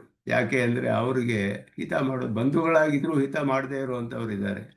ಆದ್ದರಿಂದ ಅವರಿಗೆ ಇಲ್ಲಿ ಜನ್ಮತಃ ಏವ ಹಿತೈಷಿಣಃ ಬಂಧವಃ ಅಂತ ಹೇಳಿದ್ರು. ಹಿತವನ್ನು ಬಯಸುವವರು ಬಂಧುಗಳು ಅಂತ ಹೇಳಿಬಿಟ್ಟು, ಇಲ್ಲದವರು ಬಂಧುಗಳೇ ಅಲ್ಲ ಅಂತಲೇ ಅರ್ಥ ಬರುತ್ತೆ. ದ್ವೇಷಿಗಳು ಅಂತ ಅರ್ಥ ಬರುತ್ತೆ ಅದಕ್ಕೆ. ಅದರಿಂದ ಅವರು ಬಂಧುಗಳಲ್ವೇ ಅಂತ ಹೇಳಿದ್ರೆ ಜನ್ಮತಃ ಸಂಬಂಧವಿರಬಹುದು, ಆದರೆ ಹಿತವನ್ನು ಬಯಸದೇ ಇರೋದ್ರಿಂದ ದ್ವೇಷಿಗಳಾಗ್ತಾರೆ ಅಂತ ಹೇಳಿ ಏವಂ ಪ್ರತಿಸಂಬಂಧಿನಃ ಪುರುಷಾಃ ಉಕ್ತಾಃ. ಇವರೆಲ್ಲ ಪ್ರತಿಸಂಬಂಧಿಗಳಾದ ಪುರುಷರು. ಇದು ವಿಶೇಷವಾದ ಅರ್ಥ ಸ್ವಾಮಿ ದೇಶಿಕನ್ ತೋರಿಸ್ತಾರೆ. ಶ್ಲೋಕದಲ್ಲಿ ಅನೇಕ ಶಬ್ದಗಳು ಬರುತ್ತೆ. ಇಲ್ಲಿ ಒಂದು ಸುಹೃದ್ ಮಿತ್ರ, ಹರಿ, ಉದಾಸೀನ, ಮಧ್ಯಸ್ಥ, ದ್ವೇಷ, ಬಂಧು, ಇವರೆಲ್ಲ ಒಬ್ಬ ಕರ್ಮಯೋಗಿಗೆ ನೇರವಾಗಿ ಸಂಬಂಧಪಟ್ಟವರು. ಅವನ ಮಿತ್ರರು, ಅವನ ಸುಹೃತ್ತುಗಳು, ಅವನ ಬಂಧುಗಳು ಇವರೆಲ್ಲ ನೇರವಾಗಿ ಸಂಬಂಧಪಟ್ಟವರು.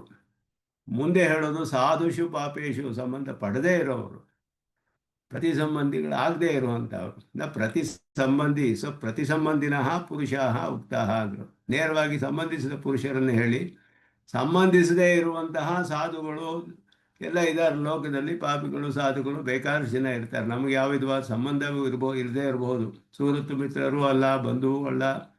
ಹಾಗೆ ಇರುವಂತಹ ಸಾಧುಗಳು ಮತ್ತು ಪಾಪಾಚರಣೆಯನ್ನು ಮಾಡ್ತಾ ಇರೋರು ಅಂತಹವರು ಕೂಡ ಸಮಬುದ್ಧಿವಂತವರಲ್ಲಿಯೂ ಸಮಬುದ್ಧಿ ಅಂತ ಹೇಳಿ ಅಥವಾ ಸಾಧಾರಣ್ಯೇನ ಶ್ಲಾಘ್ಯತ್ವ ನಿತ್ಯತ್ವ ಆಶ್ರಯಾ. ಸಾಧಾರಣವಾಗಿ ಒಬ್ಬರು ಧರ್ಮವನ್ನೇ ಆಚರಣೆ ಮಾಡ್ತಿದ್ದರೆ ನೋಡಿದ್ರೆ ಇವರು ಎಷ್ಟು ಶ್ರೇಷ್ಠರು, ಧರ್ಮಾಚರಣೆಯೆಲ್ಲ ಹೇಗೆ ಆಚರಣೆ ಮಾಡ್ತಾ ಇದ್ದಾರೆ ಅಂತ ಅವ್ರನ್ನೆಲ್ಲ ಶ್ಲಾಘನೆ ಮಾಡ್ತಾರೆ. ಇಲ್ಲ ಪಾಪವನ್ನೇ ಉಂಟು ಮಾಡ್ತಿದ್ರೆ ಇವನು ಮಹಾಪಾಪಿ ಅಂತ ಹೇಳ್ತಾರೆ. ಇವರೆಲ್ಲ ಯಾರೋ ಬೇರೆ ಸಂಬಂಧವಿಲ್ಲದೆ ಇರುವಂತಹವ್ರು ಇರ್ಬೋದು. ಆದರೆ ಇವರು ಶ್ಲಾಘ್ಯತ್ವ, ನಿಂದ್ಯತ್ವ ಮೊದಲಾದಕ್ಕೆ ಆಶ್ರಯರಾಗಿರುವವರು ಸಾಧಾರಣವಾಗಿ ಪುರುಷಾಃ ಸಾಧು ಪಾಪಶಬ್ದಾಭ್ಯಾಂ ಅಭಿಧೀಯಂತೆ ಇತಿ ಅಭಿಪ್ರಾಯೇಣ ಸಾಧವಃ. ಒಂದು ಅಭಿಪ್ರಾಯದಿಂದ ಶ್ಲೋಕದಲ್ಲಿ ಎಲ್ಲ ವಿಧವಾದ ಪುರುಷರು, ಎಲ್ಲ ಚೇತನರನ್ನು ಹೇಳಲ್ಪಟ್ಟಿದೆ. ನೇರವಾಗಿ ಸಂಬಂಧಪಟ್ಟವರು, ಬಂಧುಗಳಾದವರು, ಬಂಧುಗಳಾಗದೇ ಇರೋರು, ಮಿತ್ರರು ಅಲ್ಲ ಬಂಧುಗಳು ಅಲ್ಲ ಅಂತಹವರು, ಎಲ್ಲರಲ್ಲಿಯೂ ಕೂಡ ಎಲ್ಲ ವಿಧವಾದ ಜನರು ಇರ್ತಾರೆ. ಅವರು ಎಲ್ಲರ ವಿಷಯದಲ್ಲಿಯೂ ಸಮಬುದ್ಧಿ ಇರುವುದು ಯೋಗಕ್ಕೆ ಅರ್ಹತೆ ಇರುವರಲ್ಲಿ ಅತಿಶಯವಾದ ಅರ್ಹತೆ ಅಂತ ಹೇಳ್ತಾರೆ ಇಲ್ಲಿ. ಅದನ್ನು ಆತ್ಮೈಕ ಪ್ರಯೋಜನತೆಯ ಅಂತ ಹೇಳಿದ್ರು. ಆತ್ಮ ಒಂದೇ ಅವನಿಗೆ ಸುಹೃದಾದಿಭಿ ಪ್ರಯೋಜನ ಅಭಾವಾತ್ ಇತರೈ ವಿರೋಧಾಭಾವಾಚ, ಪ್ರಯೋಜನವೂ ಇಲ್ಲ, ವಿರೋಧವೂ ಇಲ್ಲ. ಆದ್ದರಿಂದಲೇ ಇದಕ್ಕೆ ಒಂದು ಪ್ರಶ್ನೆ ಹಾಕ್ತಾರೆ ಸ್ವಾಮಿ ದೇಶಿಕನು. ನನು ಉಕ್ತಂ ನಾಮ ಸುಹೃದಾದಿಷು ಸಮಬುದ್ಧಿತ್ವಂ ನತು ಸಾಧುಷು ಪಾಪೇಷು ಯೋಗಿನಾಂ ಸಂಪ್ರಯೋಜನಂ ಸಂಗಮಾದೇಃ ಸತ್ಪರಿತ್ಯಾಗಾದೇಶ್ಚ ಜ್ಞಾನವೃದ್ಧಿ ಹೇತುತ್ವೇನ ತೇಷಾಂ ಅವಶ್ಯಾಪೇಕ್ಷಿತತ್ವಾತ್. ಅಸತ್ಪರಿತ್ಯಾಗಾದೇಶ್ಚ, ಅಸತ್ಪರಿತ್ಯಾಗ, ಯೋಗಿಗಳ ಸಾಧುಗಳ ಸಂಘ ಹೇಳಿಲ್ಪಟ್ಟಿದೆಯಲ್ಲ. ಎಲ್ಲರೂ ಸತ್ಸಂಗತಿ ಕತೆ ಕಿನ್ನು ಕರೋತಿ ಪುಂಸಾಂ ಅಂತ ಹೇಳಿದ ಹಾಗೆ ಸತ್ಸಂಗತಿ ಎಲ್ಲರಿಗೂ ಬೇಕು. ಆ ಸತ್ಸಂಗತಿಯು ಕೂಡ ಒಂದು ಆಚಾರ್ಯ ಪ್ರಾಪ್ತಿಗೆ ಕಾರಣ ಅಂತ ಹೇಳಲ್ಪಟ್ಟಿದೆ. ಆದ್ದರಿಂದ ಇದೆಲ್ಲ ಈಶ್ವರಸ್ಯ ಸೌಹಾರ್ದಂ ಎದುರ್ಚಾ ಸುಕೃತಂ ತಥಾ ಎಲ್ಲ ಆಚಾರ್ಯ ಪ್ರಾಪ್ತಿಗೆ ಹೇಳಿದೆ. ವಿಷ್ಣು ಕಟಾಕ್ಷಮತ್ವೇಷಂ ಆಭಿಮುಖ್ಯಂಚ ಸಾತ್ವಿಕೈ ಸಂಭಾಷಣಂ ಆಚಾರ್ಯ ಪ್ರಾಪ್ತಿ ಹೇತವಃ ಷಡೇತೆ ಅಂತ ಹೇಳಿದ್ರು. ಸಾತ್ವಿಕ ಸಂಭಾಷಣೆ ಬಹಳ ಮುಖ್ಯವಾದದ್ದು, ಜ್ಞಾನ ವೃದ್ಧಿಗೆ ಬಹಳ ಅವಶ್ಯಕ. ಹಾಗೆಯೇ ಅಸತ್ ಪರಿತ್ಯಾಗ, ಅಸತ್ತುಗಳನ್ನು ತ್ಯಾಗವು ಮಾಡೋದು ಕೂಡ ಬಹಳ ಅವಶ್ಯಕ. ಇದೆಲ್ಲವನ್ನು ಕೂಡ ಹೇಳ್ತಾರೆ ಇದರಲ್ಲಿ ಉತ್ತರ ಕೃತ್ಯದಲ್ಲಿ. ಇದೆಲ್ಲ ಮಾಡಬೇಕು ಒಬ್ಬ ಪ್ರಪನ್ನ ಅಂತ ರಹಸ್ಯ ಸ್ವಾಮಿ ದೇಶಿಕರು ಹೇಳ್ತಾರೆ. ಇದೆಲ್ಲ ಮಾಡಬೇಕಾದ್ದು ಸಾಧುಗಳ ಸಂಘವನ್ನು ಮಾಡಬೇಕು, ಅಸತ್ಯಗಳನ್ನು ತ್ಯಾಗ ಮಾಡಬೇಕು. ಇದೆಲ್ಲ ಇದೆಯಲ್ಲ ಜ್ಞಾನ ವೃದ್ಧಿಗೆ ಕಾರಣ ಸಾಧು ಸಂಘ. ಆದ್ದರಿಂದ ಇದು ಅಪೇಕ್ಷಿತವಾಗಿದೆಯಲ್ಲ, ಇದರಲ್ಲಿ ಹೇಗೆ ಅವನು ಸಮಬುದ್ಧಿ ಇರಕ್ಕೆ ಸಾಧ್ಯ ಅಂತ ಪ್ರಶ್ನೆಯಲ್ಲಿ. ಅದಕ್ಕೆ ಹೇಳ್ತಾರೆ, ನೇದಾನಿ ಶಾಪನ್ನೋ ಯೋಗಿ ನಿರ್ದಿಶ್ಯತೆ. ಅವನಿಗೆ ಅದನ್ನೆಲ್ಲ ಮೀರಿ ಹೋಗ್ಬಿಟ್ಟಿದ್ದಾನೆ ಅವಸ್ಥೆ ಅಂತ ಹೇಳೋದು. ಇದರಿಂದ ಅವನಿಗೆ ಜೀವನ ಮಾಡಬೇಕಾಗಿಲ್ಲ, ಜ್ಞಾನವೆಲ್ಲ ಬಂದುಬಿಟ್ಟಿದೆ, ಆತ್ಮದರ್ಶನವ ಇನ್ನೇನು ಆಗಿಬಿಡುತ್ತೆ ಅವನಿಗೆ. ಯೋಗವನ್ನು ಅಭ್ಯಾಸ ಮಾಡೋಕ್ಕೆ ಅರ್ಹತೆ ಎಲ್ಲ ಬಂದುಬಿಟ್ಟಿದೆ, ವಿಶೇಷವಾದ ಅರ್ಹತೆ. ಇನ್ನೇನು ಆತ್ಮದರ್ಶನ ಬಂದುಬಿಡುತ್ತೆ, ಆಮೇಲೆ ಭಕ್ತಿಯೋಗಕ್ಕೆ ಅರ್ಹನಾಗ್ಬಿಡ್ತಾನೆ. ಭಕ್ತಿಯೋಗವನ್ನೇ ಮಾಡಿ ಪರಮಾತ್ಮನ್ನೇ ಪಡೆದುಕೊಂಡು ಬಿಡ್ತಾನೆ ಅವನು. ಅಂತಹವನಿಗೆ ಇದು ಇದನ್ನು ಇದರ ಆಧಾರದಲ್ಲಿ ಜೀವನ ಮಾಡಬೇಕಾಗಿಲ್ಲ ಅವನು. ಇದಾನೀಂ ಉಪಜೀವಕ ದಶಾಪನ್ನ ಯೋಗಿ ನ ನಿರ್ದಿಶ್ಯತೆ. ಅದನ್ನು ಆಧರಿಸಿ ಯೋಗ ಮಾಡುವವನಾಗಿದ್ದರೆ ಆವಾಗ ಅವನಿಗೆ ಅದು ಅವಶ್ಯಕ. ಆದರೆ ಇವನು ಅವಸ್ಥೆಯನ್ನು ಮೀರಿ ಹೋಗಿದ್ದಾನೆ, ಆ ದಶೆಯನ್ನು. ಕಿಂತು ಶ್ರುತ ಸಕಲ ಶ್ರೋತವ್ಯ, ಕೇಳಬೇಕಾದ್ದೆಲ್ಲ ಕೇಳಿದ್ದಾನೆ ಇವನು. ಕೃತ ಸಕಲ ಕರ್ತವ್ಯ ಸಾಕ್ಷಾತ್ಕಾರ ಅತ್ಯಂತ ಯೋಗ್ಯ ದಶಾಪನ್ನ. ಅತ್ಯಂತ ಯೋಗ್ಯ ದಶಾಪನ್ನ, ಸಾಕ್ಷಾತ್ಕಾರಕ್ಕೆ ಆತ್ಮದರ್ಶನಕ್ಕೆ ಅತ್ಯಂತವಾದ ಯೋಗ್ಯವಾದ ದಶೆಯನ್ನು ಪಡೆದುಕೊಂಡು ಬಿಟ್ಟಿದ್ದಾನೆ ಆಗಲೇ ಇವನು. ಕೇಳಬೇಕಾದ್ದೆಲ್ಲ ಇವನು ಕೇಳಿ ಆಯಿತು, ಉಪದೇಶಗಳನ್ನು ಮಾಡಬೇಕಾದ ಕರ್ತವ್ಯಗಳೆಲ್ಲ ಮಾಡಿದ, ಕರ್ಮಯೋಗವೆಲ್ಲ ಪರಿಪಕ್ವವಾಗಿಬಿಟ್ಟಿದೆ, ಯೋಗಾವಸ್ಥೆಗೆ ಬಂದುಬಿಟ್ಟಿದ್ದಾನೆ ಅವನು. ನೇನು ಆತ್ಮಾವಲೋಕನ ಬರಬೇಕು, ಬಂದರೆ ಕರ್ಮಯೋಗ ಮುಗಿದು ಹೋಗುತ್ತೆ, ಕರ್ಮಯೋಗದ ಫಲವೇ ಸಿಗುವ ದಶೆಯಲ್ಲಿದ್ದಾನವನು. ಆದ್ದರಿಂದ ಅವನಿಗೆ ಇದು ಉಪಜೀವಕವಲ್ಲ ಅನ್ನೋದನ್ನು ತಿಳಿಸ್ತಾ ಇದ್ದಾರೆ. ತಥಾವಿಧಸ್ಯ ಜತಸ್ಯ ಸಾಧುಭಿಃ ಪಾಪೈಶ್ಚ ಪ್ರಯೋಜನ ಭಾವ ಸಮಃ. ಇಬ್ಬರಿಂದಲೂ ಪ್ರಯೋಜನವು ಸಮ ಅವನಿಗೆ, ಯಾರು ಪ್ರಯೋಜನವಿಲ್ಲ ಅವನು. ಕೇವಲಂ ಯೋಗೋಪಯುಕ್ತ ರಹಸ್ಯ ಸ್ಥಾನಾದೇಯತ್ವಾದಿತಿ ಭಾವ. ಅಂತ ಯೋಗಿ ಯೋಗಕ್ಕೆ ಉಪಯುಕ್ತವಾದ ಒಂದು ರಹಸ್ಯವಾದ ಸ್ಥಾನವನ್ನು ಹುಡ್ಕೊಂಡು ಹೋಗಿ ಯಾರಿಗೂ ತಿಳಿಯದಂತೆ ಏಕಾಂತದಲ್ಲಿದ್ದು ಯೋಗ ಮಾಡ್ತಾನೆ. ಯಾವ ಸಂಘವೂ ಅವನಿಗೆ ಬೇಕಾಗಿಲ್ಲ. ಅದಕ್ಕೆ ಮುಂದೆ ಹೇಳ್ತಾರೆ ಮುಂದಿನ ಶ್ಲೋಕದಲ್ಲಿ, ಅವನಿಗೆ ಯಾರ ಆಚಾರ್ಯರು ಶಿಷ್ಯರು ಅವರು ಯಾರೂ ಬೇಕಾಗಿಲ್ಲ ಅಂತ, ಯಾರ ಸಂಘವೂ ಇಲ್ಲ. ಯಾವ ಸಂಘವೂ ಇದ್ದರೂ ಇವನು ಯೋಗದಿಂದ ವಿಚಲಿತನಾಗ್ಬಿಡ್ತಾನೆ. ಯಾವುದೂ ಇಲ್ಲದೆ ಏಕಾಂತದಲ್ಲಿ ಹೋಗಿ ಕೂತ್ಕೊಂಡು ಯೋಗವನ್ನು ಮಾಡಿಬಿಡ್ತಾನೆ ಅವನು ಅಂತ ಹೇಳೋದು. ಹಾಗೆ ಹೇಳ್ತಾರೆ ಅವನಿಗೆ ಯೋಗಾಭ್ಯಾಸಕ್ಕೆ. ಹಾಗೆ ಯೋಗಾಭ್ಯಾಸ ಅರ್ಹದ ಶಾಹಿ ರಾಗಪಿ ಉಕ್ತ ಈ ಅಂತೂ ಪ್ರಾಪ್ತ ಅವಸ್ಥಾ. ಇದೇ ಹೇಳ್ಕೊಂಡು ಬಂದಿದ್ದಾರೆ. ಯೋಗಾಭ್ಯಾಸಕ್ಕೆ ಅರ್ಹನಾದ ಅವಸ್ಥೆಯೇ ಹೇಳ್ಕೊಂಡು ಬಂದು ಈಗ ಅದರ ಕಾಷ್ಠಾಪ್ರಾಪ್ತಿ, ಅದರ ಒಂದು ಅಂತಿಮ ದಶೆಯನ್ನು ಪಡೆದಿರುವವನ ಒಂದು ವಿಷಯವನ್ನು ಇಲ್ಲಿ ಹೇಳ್ತಾ ಇರೋದು. ಆದ್ದರಿಂದಲೇ ವಿಶಿಷ್ಯತೆ ಇತ್ಯಸ್ಯ ಭಾವ, ವಿಶಿಷ್ಯತೆ ಅನ್ನೋದಕ್ಕೆ ಅದುವೇ ಅರ್ಥ. ಯೋಗಾಭ್ಯಾಸ ವಿಶಿಷ್ಯತೆ ವಿಮುಖ್ಯತೆ ಇತಿ ಪರೈಃ ಪಠಿತಾತ್ ಪಾಠ ವಿಕಲ್ಪಾದ ಪಾಠ ಉಚಿತ ಅಂತ ಹೇಳೋದು. ಇಲ್ಲಿ ವಿಮುಚ್ಯತೆ ಅಂತ ಕೆಲವಿದ್ದಾರೆ, ವಿಶಿಷ್ಯತೆ ಅಂತ ಪಾಠವಿದೆ ಅಂತ ಹೇಳೋದು. ವಿಶಿಷ್ಯತೆ ಅನ್ನೋದು ಇಲ್ಲಿ ಉಚಿತವಾಗಿದೆ ಅಂತ ಹೇಳ್ತಾರೆ. ಈ ಯೋಗಾವಸ್ಥೆಯಲ್ಲಿ ಕಾಷ್ಠಾಪ್ರಾಪ್ತವಾದ ದಶೆ ಇದು ಅಂತ ಹೇಳಲ್ಪಡುತ್ತೆ. ಅದು ಮೊದಲು ಅಚೇತನಗಳ ವಿಷಯ ಹೇಳಿ, ಈಗ ಚೇತನರ ವಿಷಯದಲ್ಲಿಯೂ ಚೇತನರ ವಿಷಯ ಅಚೇತನ ವಿಷಯ ಅನ್ನೋದು ನೋಡಿ, ಅದನ್ನು ಏಕಬುದ್ಧಿ ಇರೋದು ಸುಲಭ. ಆದರೆ ಚೇತನರ ವಿಷಯದಲ್ಲಿ ವ್ಯವಹಾರ ಮಾಡಬೇಕು ಅವರೊಡನೆ. ಎಲ್ಲ ಮನಸ್ಸಿಗೆ ನೇರವಾಗಿ ಸಂಬಂಧಪಟ್ಟ ವಿಷಯ, ಸುಹೃತ್ತುಗಳು, ಮಿತ್ರರು, ಬಂಧುಗಳು ಎಲ್ಲ ನೇರವಾಗಿ ಸಂಬಂಧಿಸಿದ ವಿಷಯ, ಅವರ ವಿಷಯದಲ್ಲಿ ಇವನು ಏಕರೂಪವಾಗಿರೋದು ಬಹಳ ವಿಶೇಷವಾದ ಅರ್ಹತೆಯನ್ನು ತೋರಿಸುತ್ತೆ. ಅತಿಶಯವಾದ ಅರ್ಹತೆ ಯೋಗಾಭ್ಯಾಸಕ್ಕೆ ಅಂತ ಹೇಳಿ ಅದನ್ನು ಇವನು ಕಾಷ್ಠಾಪ್ರಾಪ್ತವಾದ ದಶೆಯನ್ನು ಹೊಂದಿರುವವನು ಹೇಳಿದ್ರು. ಯೋಗಿಯುಂಜೇತ ಸತತಂ ಆತ್ಮಾನಂ ರಹಸಿ ಸ್ಥಿತಃ ಏಕಾಕೀ ಆತ್ಮ ನಿರಾಶೀಹಿ ಅಪರಿಗ್ರಹ. ಈಗ ಯೋಗವನ್ನು ಹೇಗೆ ಮಾಡಬೇಕು ಅಂತ ಹೇಳಿದ್ರು. 9 ಶ್ಲೋಕಗಳಲ್ಲಿ ಕರ್ಮಯೋಗದ ವಿಷಯ, ಈಗ ಯೋಗದ ವಿಷಯವೇ ಹೇಳಲ್ಪಡುತ್ತೆ. ಇನ್ನು 10ನೇ ಶ್ಲೋಕದಿಂದ ಯೋಗಿ ಉಕ್ತ ಪ್ರಕಾರ ಕರ್ಮಯೋಗ ನಿಷ್ಠ, ಇದುವರೆಗೂ ಹೇಳಿದ ಕರ್ಮಯೋಗ ನಿಷ್ಠನೇ ಹೇಳ್ತಾ ಇರೋದು ಇಲ್ಲಿ. ಅವನಿಗೆ ಯೋಗದ ಸಿದ್ಧಿಯಾಗಿದೆ ಈಗ ಅಂತ ಹೇಳೋದು. ಅವನಿಗೆ ಆತ್ಮಾವಲೋಕನ ಬರವರೆಗೂ ಮಾಡ್ತಾನೆ ಯೋಗವನ್ನೇ. ಆದ್ದರಿಂದ ಸತತಂ ಅಹರಹ ಯೋಗ ಕಾಲೇ ಕರ್ಮವನ್ನು ಮಾಡಬೇಕು, ಅವನು ಬಿಡೋ ಹಾಗಿಲ್ಲ.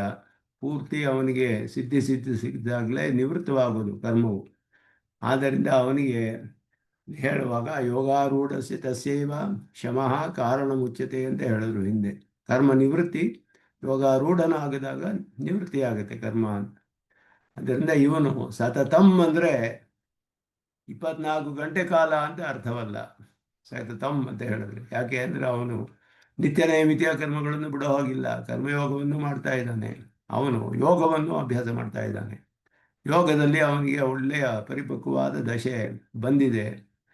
ಆದ್ದರಿಂದ ಯೋಗ ಕಾಲದಲ್ಲಿ ಅಹರಹ ಯೋಗ ಕಾಲೇ, ಪ್ರತಿದಿನವೂ ಒಂದು ಅವನಿಗೆ ಸೂಕ್ತವಾದ ಕಾಲವನ್ನು, ಸತ್ವವು ಯಾವಾಗ ಅಧಿಕವಾಗಿರುತ್ತೋ ಅವನಿಗೆ ಯಾವ ದೇಶದಲ್ಲಿ ಯಾವ ಕಾಲದಲ್ಲಿ ಅವನಿಗೆ ಯತ್ರ ಏಕಾಗ್ರತಾ ತತ್ರ ಅವಿಶೇಷಾತ್ ಅಂತ ಬ್ರಹ್ಮಸೂತ್ರದಲ್ಲಿ ಭಕ್ತಿಯೋಗಿಯ ವಿಷಯವನ್ನು ಹೇಳುತ್ತೆ. ಯತ್ರ ಏಕಾಗ್ರತಾ ತತ್ರ ಅವಿಶೇಷಾತ್ ಅಂತ.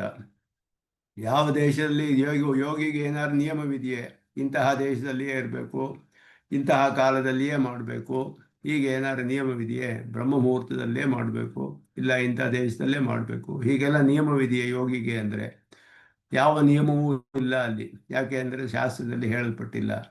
ಆದ್ದರಿಂದ ಬ್ರಹ್ಮಸೂತ್ರದಲ್ಲಿ ಬಾದರಾಯಣರು ಯತ್ರ ಏಕಾಗ್ರತಾ ತತ್ರ ಅವಿಶೇಷ ಅಂತ ಹೇಳುವಾಗ, ಯತ್ರ ಅನ್ನುವಾಗ ಭಾಷೆಕಾರರು ವ್ಯಾಖ್ಯಾನ ಮಾಡುವಾಗ ಯಸ್ಮಿನ್ ಕಾಲೇ ಯಸ್ಮಿನ್ ದೇಶೆ ಅಂತ ಎರಡನ್ನೂ ಸೇರಿಸಿದ್ರು. ಯಾವ ಕಾಲದಲ್ಲಿ ಯಾವ ದೇಶದಲ್ಲಿ ಏಕಾಗ್ರತೆ ಬರುತ್ತೋ ಅಲ್ಲಿ ಮಾಡ್ತಾನೋ. ಆದ್ದರಿಂದ ಅದೇ ಕಾಲದಲ್ಲಿ ಪ್ರತಿದಿನವೂ ಏಕರೂಪವಾಗಿ ಯೋಗ ಮಾಡುವ ಕಾಲದಲ್ಲಿ ಕರ್ಮಾನುಷ್ಠಾನ ಮಾಡದೇ ಇರುವಂತಹ ಕಾಲವನ್ನು ಆರಿಸಿಕೊಳ್ತಾನೋ. ಸತತಂ ಅನ್ನೋದಕ್ಕೆ ಅದೇ ಅರ್ಥ. 24 ಗಂಟೆನೂ ಅಂತ ಅರ್ಥವಲ್ಲ.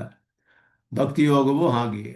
ಆತ್ಮಾನಂ ಯುಂಜೀತ ಆತ್ಮಾನಂ ಯುಂಜೀತ ಆತ್ಮಾನ ಯುಕ್ತಂ ಕುರ್ವೀತ. ಯೋಗದಲ್ಲಿ ಅವನ್ನು ಯೋಜಿಸಿಕೊಳ್ಬೇಕು, ತನ್ನನ್ನು ಅಂತ ಅರ್ಥ. ಮನಸ್ಸನ್ನು ಅಥವಾ ತನ್ನನ್ನು ಎರಡು ಅರ್ಥವನ್ನು ಹೇಳ್ಬೋದು ಅಂತ ಹೇಳೋದು. ಸ್ವದರ್ಶನ ನಿಷ್ಠಂ ಕುರ್ವೀತ ಇತಿ ಅರ್ಥ. ತನ್ನ ದರ್ಶನವನ್ನು, ಆತ್ಮದರ್ಶನದಲ್ಲಿ ನಿರಂತರವಾಗಿ ಇರುವ ಹಾಗೆ ಮಾಡಿಕೊಳ್ಬೇಕು. ಅವನು ರಹಸಿ ಜನವರ್ಜಿತೆ ನಿಶಬ್ದೆ ದೇಶೇ ಸ್ಥಿತಃ. ಜನವರ್ಜಿತೆ ನಿಶಬ್ದೆ ಎರಡು ಮುಖ್ಯ. ಜನರಿಲ್ಲದೆ ಇರುವಾಗ ಅಂತ ಹೇಳಿದ್ರೆ ಹೊರಗಡೆ ಜನರಿರ್ಬೋದು, ಒಳಗಡೆ ಇವನು ಬಾಗಿಲು ಹಾಕೊಂಡು ಕೂತ್ಕೊಂಡ್ರೆ ಶಬ್ದ ಒಳಗಡೆ ಬರುತ್ತೆ. ಆದ್ದರಿಂದ ನಿಶಬ್ದವಾದ ಸ್ಥಳ, ಜನರು ಇಲ್ಲದೆ ಇರುವಂತಹ ನಿಶಬ್ದವಾದ ಸ್ಥಳದಲ್ಲಿ ಕೂತವನಾಗಿ ಏಕಾಕಿ ತತ್ರಾಪಿ ನ ಸದ್ವಿತೀಯ. ಇದಕ್ಕೆ ವ್ಯಾಖ್ಯಾನ ಮಾಡಿ ಸ್ವಾಮಿ ದೇಶಿಕನ್ನು ವಿವರಿಸ್ತಾರೆ. ನ ಸದ್ವಿತೀಯ ಅಂದರು, ಎರಡನೆಯವರು ಯಾರೂ ಇರಬಾರ್ದು ಅಂದರು. ಯಾರು ಎರಡನೆಯವನು ಇಲ್ಲದೆ ಇರೋ ಹಾಗೆ ಒಬ್ಬನೇ ಏಕಾಕಿ. ಯಥಚಿತ್ತಾತ್ಮ ಯಥಚಿತ್ತ ಮನಸ್ಕಃ, ಚಿಂತನೆ ಮಾಡುವಂತಹ ಆತ್ಮ ಅಂದರೆ ಮನಸ್ಸು. ಚಿತ್ತ ಅನ್ನೋ ಮನಸ್ಸಿನ ವ್ಯಾಪಾರವನ್ನು ತಿಳಿಸುತ್ತೆ. ಚಿಂತನೆ ಮಾಡಿಕೊಂಡು ಆತ್ಮಚಿಂತನೆಯನ್ನು ನಿರಾಶೀಹಿ ಆತ್ಮವಿತೇ ವಸ್ತುನಿ ನಿರಪೇಕ್ಷ. ನಿರಾಶೀಹಿ ಅಂತ ಹೇಳಿದ್ರೆ ಆಶೆಯನ್ನು ಬಿಟ್ಟವನು ಅಂತ ಅರ್ಥವಲ್ಲ. ಅಲ್ಲಿ ಹಿಂದೆ ಹೇಳಿದಾಗ ನಿರಾಶೀಹಿ ಅಂತ ಹೇಳುವಾಗ ಕರ್ಮ ಮಾಡುವ ವಿಷಯದಲ್ಲಿ ಅವನಿಗೆ ಕರ್ಮದ ಫಲವನ್ನು ತ್ಯಾಗ ಮಾಡಬೇಕು, ಫಲಾಶಾ ತ್ಯಾಗವು ಹೇಳಲ್ಪಟ್ಟಿತ್ತು ಅಲ್ಲಿ. ಆದರೆ ಇಲ್ಲಿ ನಿರಾಶೀಹಿ ಅನ್ನೋ ಅರ್ಥಕ್ಕೆ ಹಾಗಲ್ಲ. ಆತ್ಮ ಅವಲೋಕನ ಫಲ ಅವನಿಗೆ ಬೇಕಾಗಿದೆ. ಆದ್ದರಿಂದ ಆತ್ಮಾವಲೋಕನ ಫಲವನ್ನು ಪಡಿಬೇಕು ಅವನು. ನಿರಾಶಿ ಅಂತ ಹೇಳಿರೋದ್ರಿಂದ ಆತ್ಮವನ್ನು ಪಡೆದುಕೊಳ್ಳುವ ಫಲವನ್ನು ಬಿಟ್ಟು ಮಿಕ್ಕ ಯಾವ ಫಲವೂ ಬೇಕಾಗಿಲ್ಲ ಅವನು. ಬೇರೆ ಯಾವುದರಲ್ಲಿಯೂ ಅಪೇಕ್ಷೆ ಇಲ್ಲ. ಆತ್ಮ ವ್ಯತಿರಿಕ್ತೆ ಕೃತ್ಸ್ನೇ ವಸ್ತು ನಿರಪೇಕ್ಷ. ಬೇರೆ ಯಾವ ಪದಾರ್ಥದಲ್ಲಿಯೂ ಯಾವುದರಲ್ಲಿಯೂ ಅಪೇಕ್ಷೆ ಇಲ್ಲದವನು ಅಂತ ಅರ್ಥ. ಅಪರಿಗ್ರಹ ಇದು ಯೋಗದಲ್ಲೂ ಬಹಳ ಪ್ರಧಾನವಾಗಿ ಹೇಳಲ್ಪಡುತ್ತೆ. ಅಪರಿಗ್ರಹ ಅಂತ ಹೇಳೋದು ತದ್ವ್ಯತಿರಿಕ್ತೆ ಕಸ್ಮಿನ್ ಮಮತಾರಹಿತ. ಪರಿಗ್ರಹ ಅಂದರೆ ತನ್ನದು ಅಂತ ಸ್ವೀಕಾರ ಮಾಡೋದು. ಅಪರಿಗ್ರಹ ಅಂದರೆ ತನ್ನದು ಅಂತ ಸ್ವೀಕಾರ ಮಾಡದೇ ಇರುವಂಥದ್ದು. ಆದ್ದರಿಂದ ಆತ್ಮನಲ್ಲದ ಯಾವ ಪದಾರ್ಥವನ್ನು ಇದು ನನ್ನದು ಅಂತ ಸ್ವೀಕಾರ ಮಾಡೋದಿಲ್ಲ ಅವನು. ಆ ರೀತಿ ಅವನು ಇರಬೇಕು ಅಂತ ಹೇಳ್ತಾರೆ ಇದರಲ್ಲಿ. ಆ ರೀತಿ ಅಪರಿಗ್ರಹ ಅಂತ ಹೇಳಿಬಿಟ್ಟು ಮುಂದೆ ಸ್ವಾಮಿ ದೇಶಿಕನ ವಿಶೇಷವಾದ ಅರ್ಥ ತಿಳಿಸ್ತಾರೆ ಇದಕ್ಕೆಲ್ಲ. ಬಹಳ ವಿಶೇಷವಾಗಿ ಒಂದೊಂದಕ್ಕೂ ಕೂಡ ಭಾಷಿಕಾರರು ತುಂಬ ವಿಸ್ತಾರವಾಗಿ ಹೇಳದೇ ಇದ್ರು ಸ್ವಾಮಿ ದೇಶಿಕನ್ ತಿಳಿಸ್ತಾರೆ ನಮಗೆ. ಅಂತಹ ಒಂದು ಏಕಾಕಿಯಾಗಿ ರಹಸ್ಯವಾದ ಸ್ಥಳದಲ್ಲಿ, ದೇಶ ಜನ ಶಬ್ದ ಯಾವುದೂ ಇಲ್ಲದ ಸ್ಥಳದಲ್ಲಿ ಅವನು ಒಬ್ಬನೇ ಇದ್ದು ಅವನು ಆತ್ಮಧ್ಯಾನವನ್ನು ಮಾಡಬೇಕು. ಆತ್ಮವನ್ನು ಬಿಟ್ಟು ಬೇರೆ ಯಾವ ಪದಾರ್ಥದಲ್ಲಿಯೂ ಅಪೇಕ್ಷೆ ಇಲ್ಲದೆ, ಯಾವುದನ್ನು ತನ್ನದು ಅಂತ ಸ್ವೀಕಾರ ಮಾಡದೆ ಆತ್ಮವೊಂದನ್ನೇ ಧ್ಯಾನ ಮಾಡಿಕೊಂಡು ಇರುವಂತಹವನು ಯೋಗಿ. ಹೇಗೆ ಯೋಗ ಮಾಡಬೇಕು ಅಂತ ಹೇಳುತ್ತೇನೆ. ಅಥ ಅಧ್ಯಾಯ ಪ್ರಧಾನಾರ್ಥಭೂತ ಯೋಗಾಭ್ಯಾಸ ಉಚ್ಯತೆ.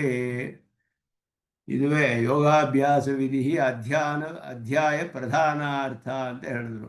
6ನೇ ಅಧ್ಯಾಯದಲ್ಲಿ ಇದುವೇ.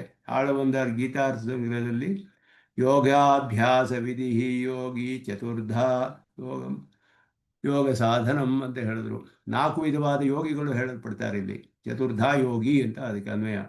ಯೋಗಾಭ್ಯಾಸ ವಿಧಿ, ಈ ಅಧ್ಯಾಯದ ಪ್ರಧಾನ ಅರ್ಥ ಯಾವುದು ಅಂತ ಆಳವಂದಾರು ಶ್ಲೋಕ ಗೀತಾರ್ಥದಲ್ಲಿ ಹೇಳುವಾಗ ಮೊದಲ ಅರ್ಥ ಹೇಳಿದ್ದು ಯೋಗಾಭ್ಯಾಸ ವಿಧಿ ಅಂತ ಹೇಳಿದ್ರು.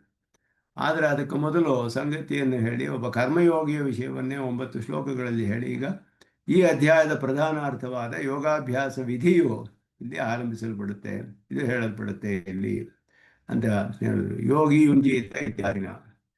ಯುಂಜೀತ ಇತಿ ಸಾಕ್ಷಾತ್ಕಾರ ರೂಪಸ್ಯ ಯೋಗಸ್ಯ ವಿಧೀಯಮಾತ್ವಾತ್ ಯೋಗಿ ಇತ್ಯನೇನ ಕರ್ಮಯೋಗನಿಷ್ಠತ್ವ ಅನುವಾದ ಕ್ರಿಯತೆ. ದಂದ ಸಾಕ್ಷಾತ್ಕಾರ ರೂಪವಾದ ಯೋಗ ಯುಂಜೀತ ಅಂತ ಹೇಳುವಾಗ ಯೋಗವನ್ನು ಮಾಡಬೇಕು ಅಂತ ಹೇಳಿದ್ರೆ ಯುಂಜೀತ ಸಾಕ್ಷಾತ್ಕಾರ ರೂಪವನ್ನು ಯೋಗ ಆತ್ಮ ಸಾಕ್ಷಾತ್ಕಾರಕ್ಕೆ ಅವು ವಿಧಿಸಲ್ಪಡುತ್ತಿರುವಂತಹದ್ದು. ಆದ್ದರಿಂದ ಯೋಗಿ ಅಂತ ಹೇಳೋದ್ರಿಂದ ಕರ್ಮಯೋಗನಿಷ್ಠತ್ವ ಅನುವಾದ, ಕರ್ಮಯೋಗಿಯೇ ಅಂತ ಅರ್ಥ ಇಲ್ಲಿ. ಉಕ್ತ ಪ್ರಕಾರ ಕರ್ಮಯೋಗ ನಿಷ್ಠ, ಕರ್ಮಯೋಗದಲ್ಲಿಯೇ ಸ್ಥಿರವಾಗಿರೋನು ಇನ್ನು ಅವನಿಗೆ ಯೋಗಿ ಅಂತ ಹೇಳಲ್ಪಡುತ್ತೆ. ಅವನಿಗೆ ನೇರವಾಗಿ ಆತ್ಮ ಸಾಕ್ಷಾತ್ಕಾರ ಫಲವು ಹೇಳಲ್ಪಟ್ಟಿದೆ. ಆದ್ದರಿಂದ ಅವನನ್ನೇ ಇಲ್ಲಿ ಮತ್ತೆ ಹೇಳಲ್ಪಟ್ಟಿದೆ ಅಂತ ಹೇಳಿದ್ರು. ಸತತಂ ಇತ್ಯೇತತ್ ನ ಸರ್ವಕಾಲ ವಿಷಯ, ಎಲ್ಲ ಕಾಲವೂ ಅಂತ ಅರ್ಥವಲ್ಲ. ತಥಾ ಯೋಗಶಾಸ್ತ್ರ ಈ ಅನಭಿತತ್ವಾತ್, ಯೋಗಶಾಸ್ತ್ರದಲ್ಲಿ ಎಲ್ಲಿಯೂ ಹಾಗೆ ಹೇಳಿಲ್ಲ 24 ಗಂಟೆ ಯೋಗ ಮಾಡಬೇಕು ಅಂತ. ಯೋಗಶಾಸ್ತ್ರಗಳನ್ನು ಸ್ವಾಮಿ ದೇಶಿಕನ್ ಇಲ್ಲಿ ತಿಳಿಸ್ತಾರೆ.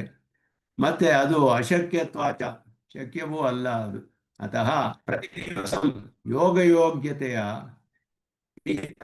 ಸಕೋತ್ತರ ಕಾಲ ಸಾಮಸ್ಯ ಪರಂ ಅಭಿಪ್ರಾಯಣ ಅಹರಹ ಯೋಗ ಕಾಲೇ.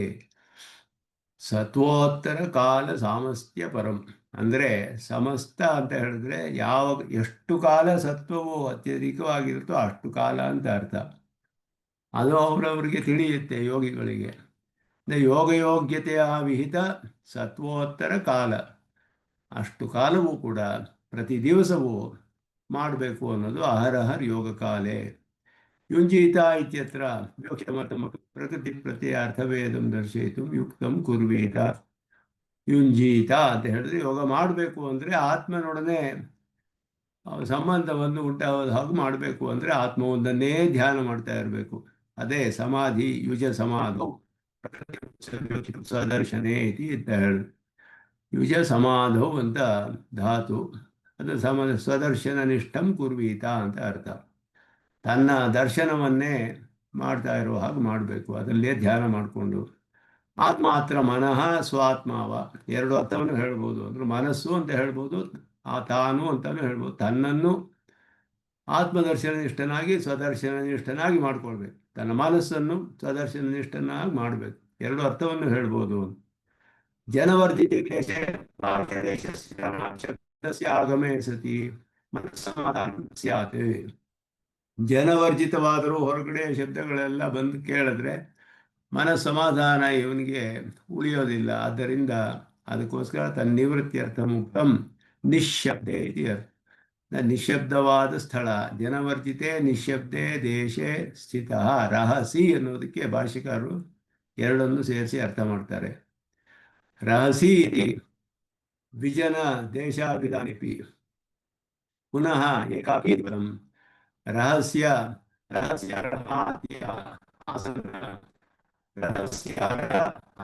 ಆಸನ್ನ ಶಿಷ್ಯ ಸಬ್ರಹ್ಮಚಾರ್ಯಾದಿ ಸನ್ನಿಧಿ ಪರಿತ್ಯಾಗಾರ್ಥಂ ತತ್ರಾಪಿ ಸದ್ವಿತೀಯ. ಸ್ವಾಮಿ ದೇಶಿಕನ್ ಇಲ್ಲಿ ತಿಳಿಸ್ತಾರೆ. ಏಕಾಕಿ ಅನ್ನೋ ಪದ ಏನು ತಿಳಿಸುತ್ತೆ ಅಂದರೆ ರಹಸಿ ರಹಸಿ ಅರ್ಹ ಅತ್ಯಾಸನ್ನ ಅಂತ ಹೇಳಿದ್ರು. ಬಹಳ ಹತ್ತಿರದಲ್ಲಿರುವಂತಹವರು, ರಹಸ್ಯದಲ್ಲಿ ಇರುವುದಕ್ಕೆ ಬಹಳ ಅರ್ಹರಾದವರು.